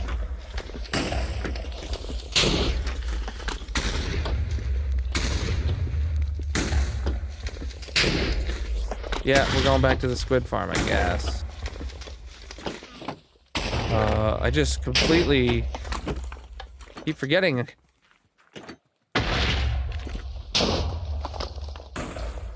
Alright, cool. Yeah, squid farm it is.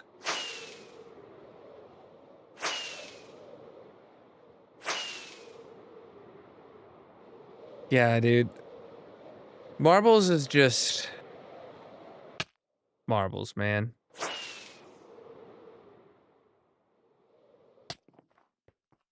Alright.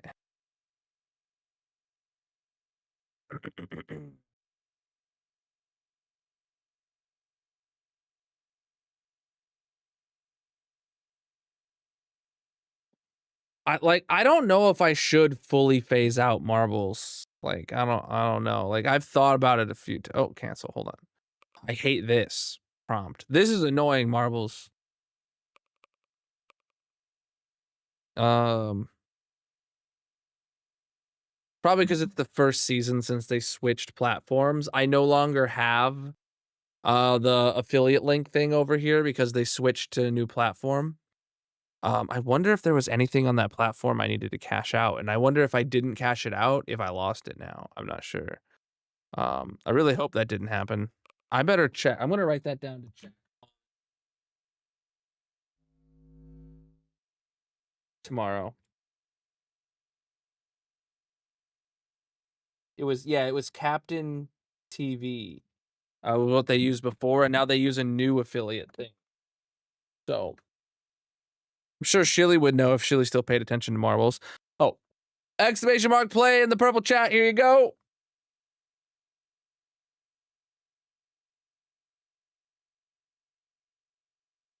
Yeah, I have Captain TV installed on here, but I don't have the new thing. I'm gonna, you know what, chat? I'm gonna do a poll in the Discord. To gauge people's wantingness to play marbles still once a week or not. The channel point redemption would stay, but I'm gonna do a Discord poll for it just to see how many people want it to be every week and how many people want it to just be a channel point redemption. And then actually right now it's marbles time on a Saturday, so now's the best time to do the poll. Mods, is there any mod that could do a poll? Just be like marbles question mark, and then say every week or channel point redemption only. Maybe I could do it.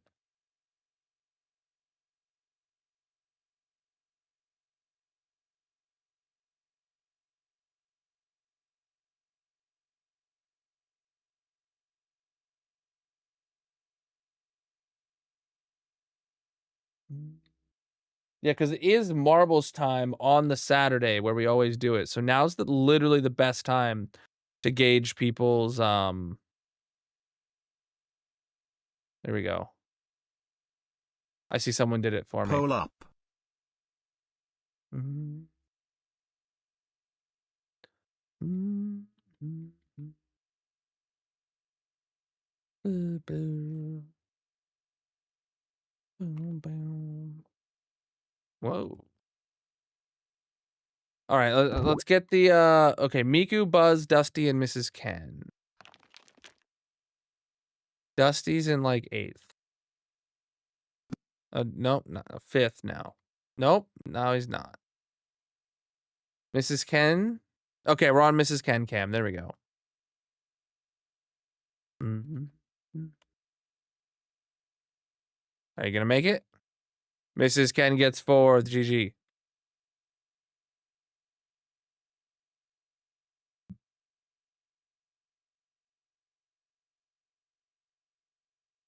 Oh boy, I see the options you gave. Yeah, me remembering to do marbles once a month, the good luck.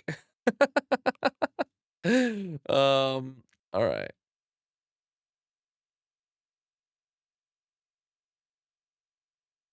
All right. Exclamation mark, play in the purple chat. Get yourself in the second race of the night.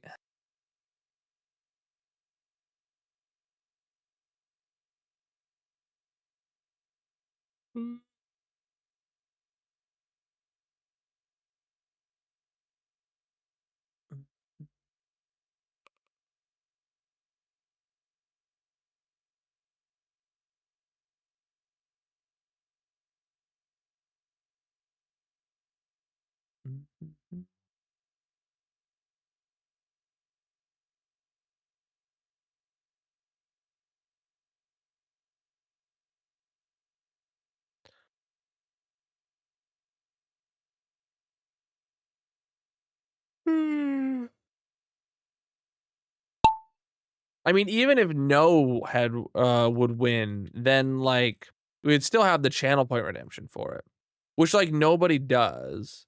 Which I think nobody does it because we still have it once a week. But I also am curious to know, uh, like, what would the redemption rate be if we had no marbles? Would people actually care about marbles enough to do the channel point redemption for it?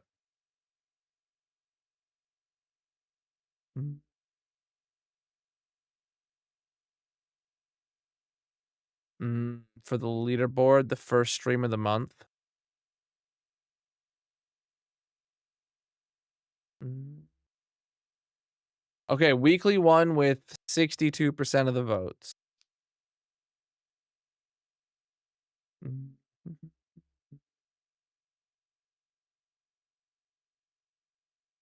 And that's to be expected because it is the marbles time of the week. The people that show up right now are the people that show up to play marbles, you know? Um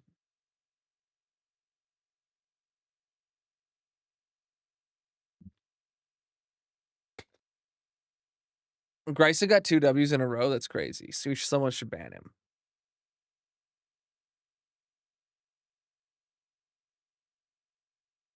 But if you think about the amount of people that stop paying attention when marbles happens, right? Even if we just take the viewers on the purple stream right now, 62% of the votes was 8 votes, right?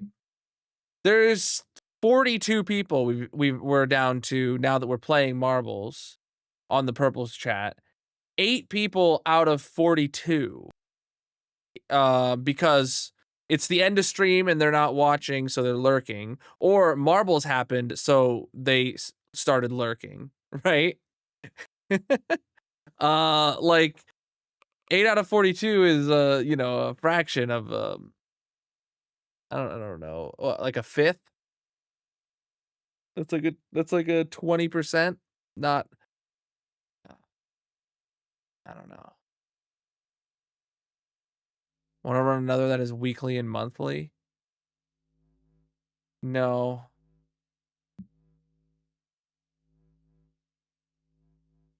Uh, yeah. Oh shoot, did I press this button? Yeah, that's the thing is.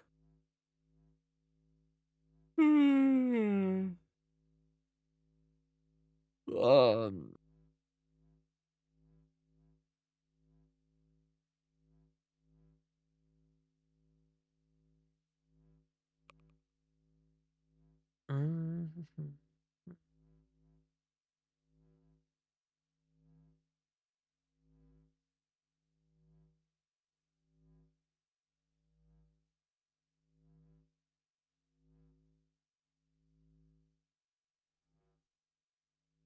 If there was another way to spend and earn channel point. So we've done other predictions in the past, but never anything like as reliably as marbles. Like obviously you earn channel points slowly from watching the stream, but having the prediction is a good way to, you know, potentially earn some big points or lose a bunch. It's a good way to gamble your points. and make your points feel liquid.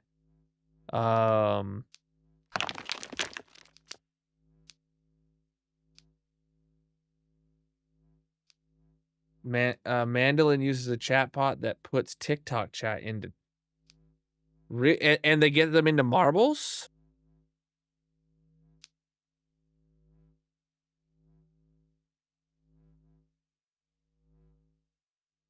Oh. Okay, yeah, because I was like, there's no way they would do that. Yeah. I know that there are people. I know there 100% is a way to make, you know, every chat like spam into every chat. I could do that with the tool that I have right now. I don't think that's a good experience from a viewer's perspective. No, the chats are all combined for me.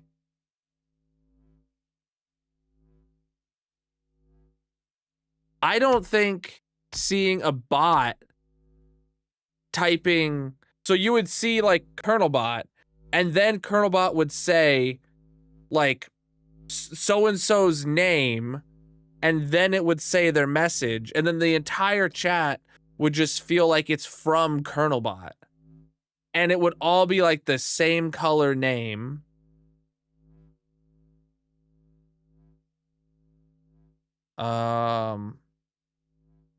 I don't know. Maybe I could try it, but do a quick poll on that, Gryson. If you want, if people want me to combine the chats between platforms, even just as a test, like make the poll say like, yes, I want it, test it for a stream, and no, I don't want it. Like those should be the options. Exclamation mark play in the purple chat. Because I already have on my list to make some changes to the chatbot this week, so I could kind of throw it in.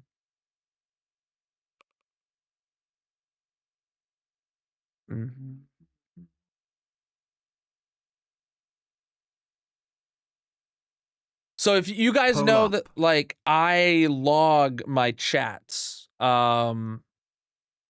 know, for moderation purposes and all that stuff, I log the purple chat, and I have the entire purple chat logged back from like 2020. Anything everyone's ever said is logged. I now have the ability to log every chat from every platform like together now. And I was planning on setting that up this week. I can tell which chat comes from which platform. It puts an icon next to it. You guys wouldn't be able to see the icon. Maybe there'd be an emoji. I don't know, like have a purple emoji for messages. Like, I don't know if I can customize it like that.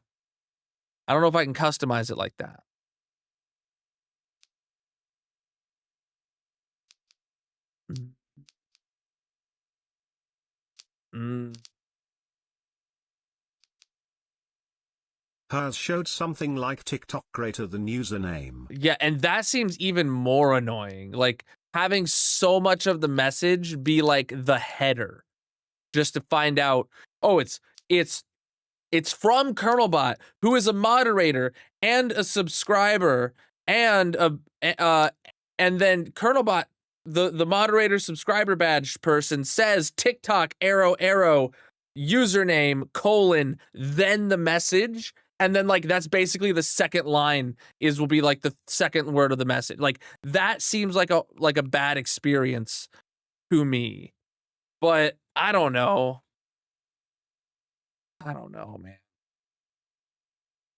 Yeah, I mean they all have designated colors. We have the purple chat.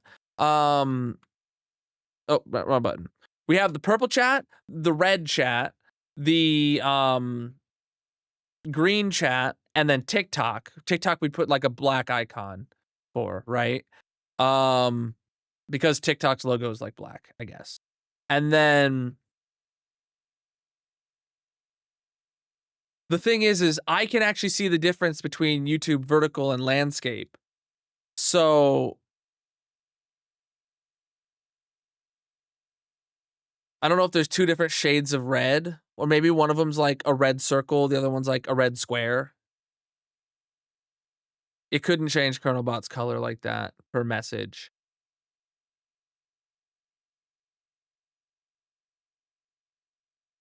Unless, could I make it interface to like 4 different bot accounts? And they each are their own color? But that would only solve it in the purple chat, right? This is talking about going in all directions. This is going in all directions. So that in the purple chat, you get TikTok and the green chat and the red chat. But then in TikTok, you get the purple chat and the green chat and the red chat. I said the same ones. And then in the red chat, you get the purple chat and the, like, it's going in all directions. And the problem is that would probably be very distracting for me if it puts 6 copies of every message into my chat. So I'd probably have to have a second instance of it running. I don't know. We'll see.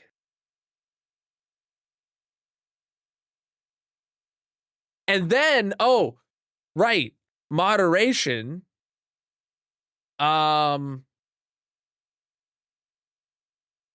If someone says a bad word on one platform, then the bot says the bad word on another platform.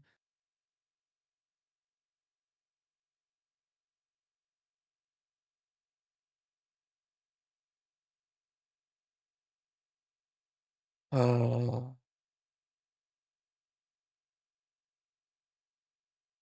All right.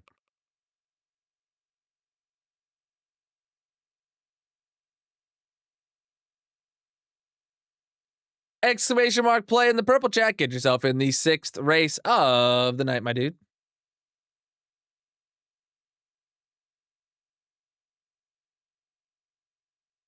True, and a mod wouldn't be able to delete Colonel Bot's messages.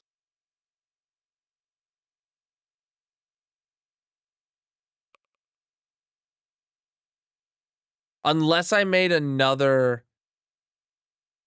Unless I used another account.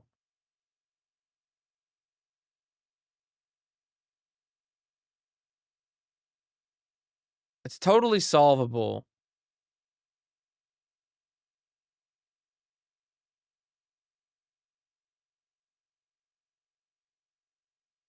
The question is just how much effort am I willing to put into it at this point? I've already got a million things lined up for this week.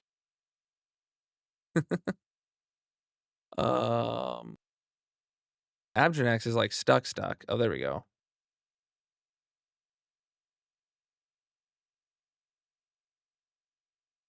All right, we're on the Dusty cam for this race.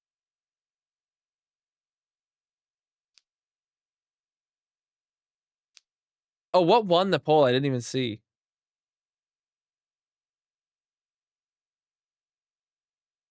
Test it with 45% of the votes, and then yes and no were tied. Okay. So that's clearly a test it response.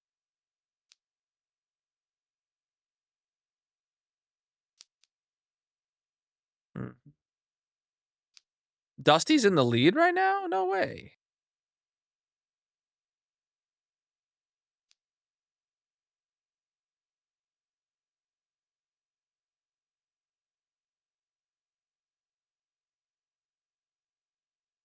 I'll jinx whoever I want to.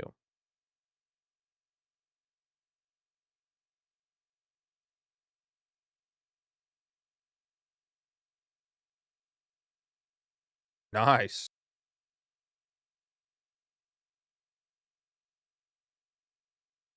Dang, hitting every boost.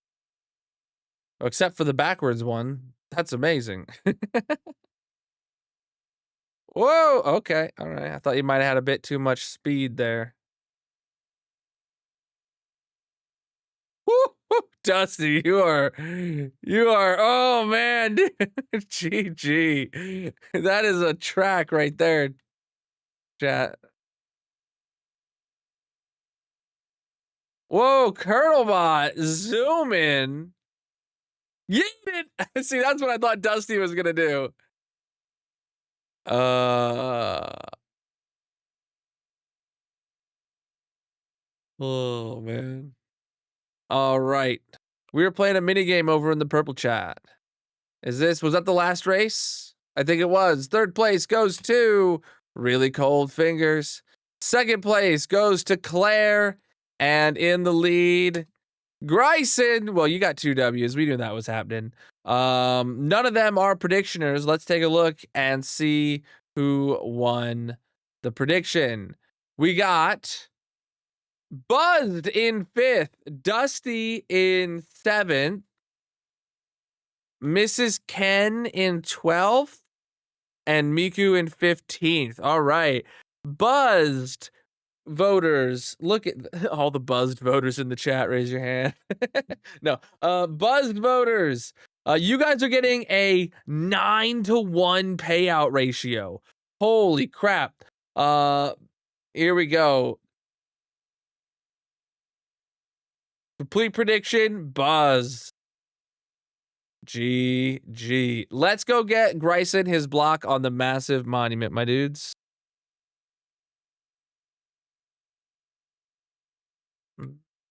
Oh, what'd I do? There we go. All right, pulling up the sheet.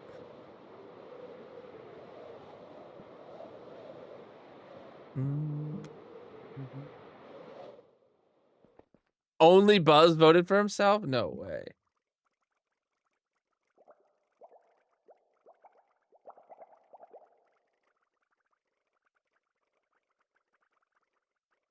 All right, Gryson has Smooth Stone, currently with 28 W's, upping that to 29. And his last victory was stream 945, upping that to 973. All right.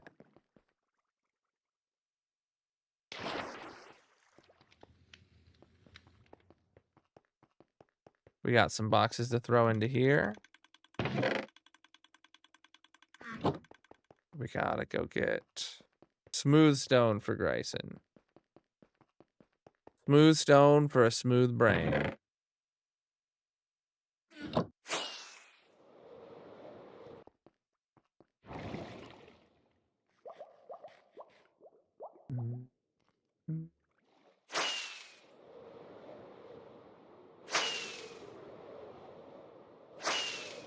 It had been almost 30 streams since your last victory, Gryson.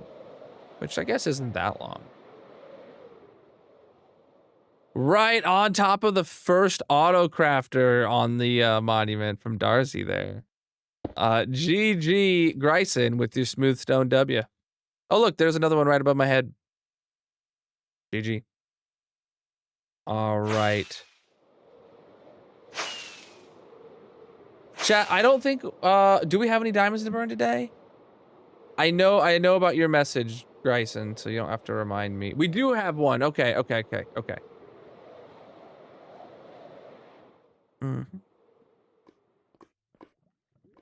All right, so chat, we actually have 2 diamonds to burn today.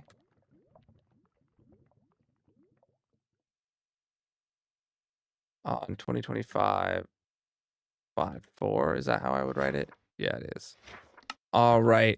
So at the end of stream, literally right after I ended, right after I closed out of the world, somebody subscribed !partner plus to help the goal. And I said I'd burn their diamond today for them because they subscribed just because of because of wanting their diamond burnt. So we're getting that done today. That was on what, Wednesday's or no, Thursday's stream right at the very end. Can I refund your points? I can claim them. No, I'll reject them. There you go. All right, chat. So the first one goes out to M4, who subbed at the end of last stream. Tier 1. GG, my dude. And we had Crayons for 33 months today. GG, my dude. Absolutely flipping massive of you. Yes, thank you for putting an exclamation mark Partner Plus in the chat. If you're not aware, Partner Plus is a goal set by Twitch for streamers to get a higher revenue cut, and I'm trying to get that. Yo, we're up to 11 points for the month now. It's a good idea, Grayson. Great job, Grayson. Yes, yeah. For sure. I don't need this barrel here no more. All right, anything to put away over here? Sure is. All right.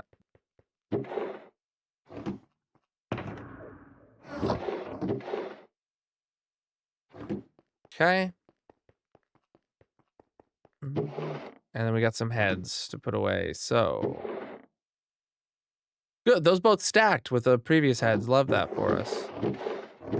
Can't take that for granted these days. 14 slime heads in there now. Lovely. Lovely. All right, chat. That is it for the day. Let's save and quit out of here. And let's make our backup and add to the 16 terabytes I now know that I have. I can't believe once I put it all together, now I know that I have over 16 terabytes of backups of this world. It's a little ridiculous. I'm actively working on making the script to purge them now. But that takes time, effort. So chat, yeah, that's one of the things that I'll be working on next week. But one of the many things, I have a lot of things on my plate right now that I'm trying to do, which is why I still haven't had time to make a video. I am, yeah, I literally used Lightmatica today on 121.5. All right, chat. That's gonna be it for tonight, though. Thank you so much for all of. Oh wait, who we got to see who's live? We're to send over a raid to tonight.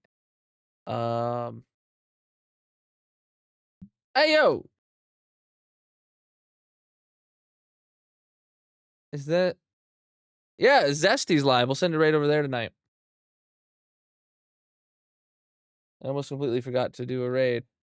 All right, chat.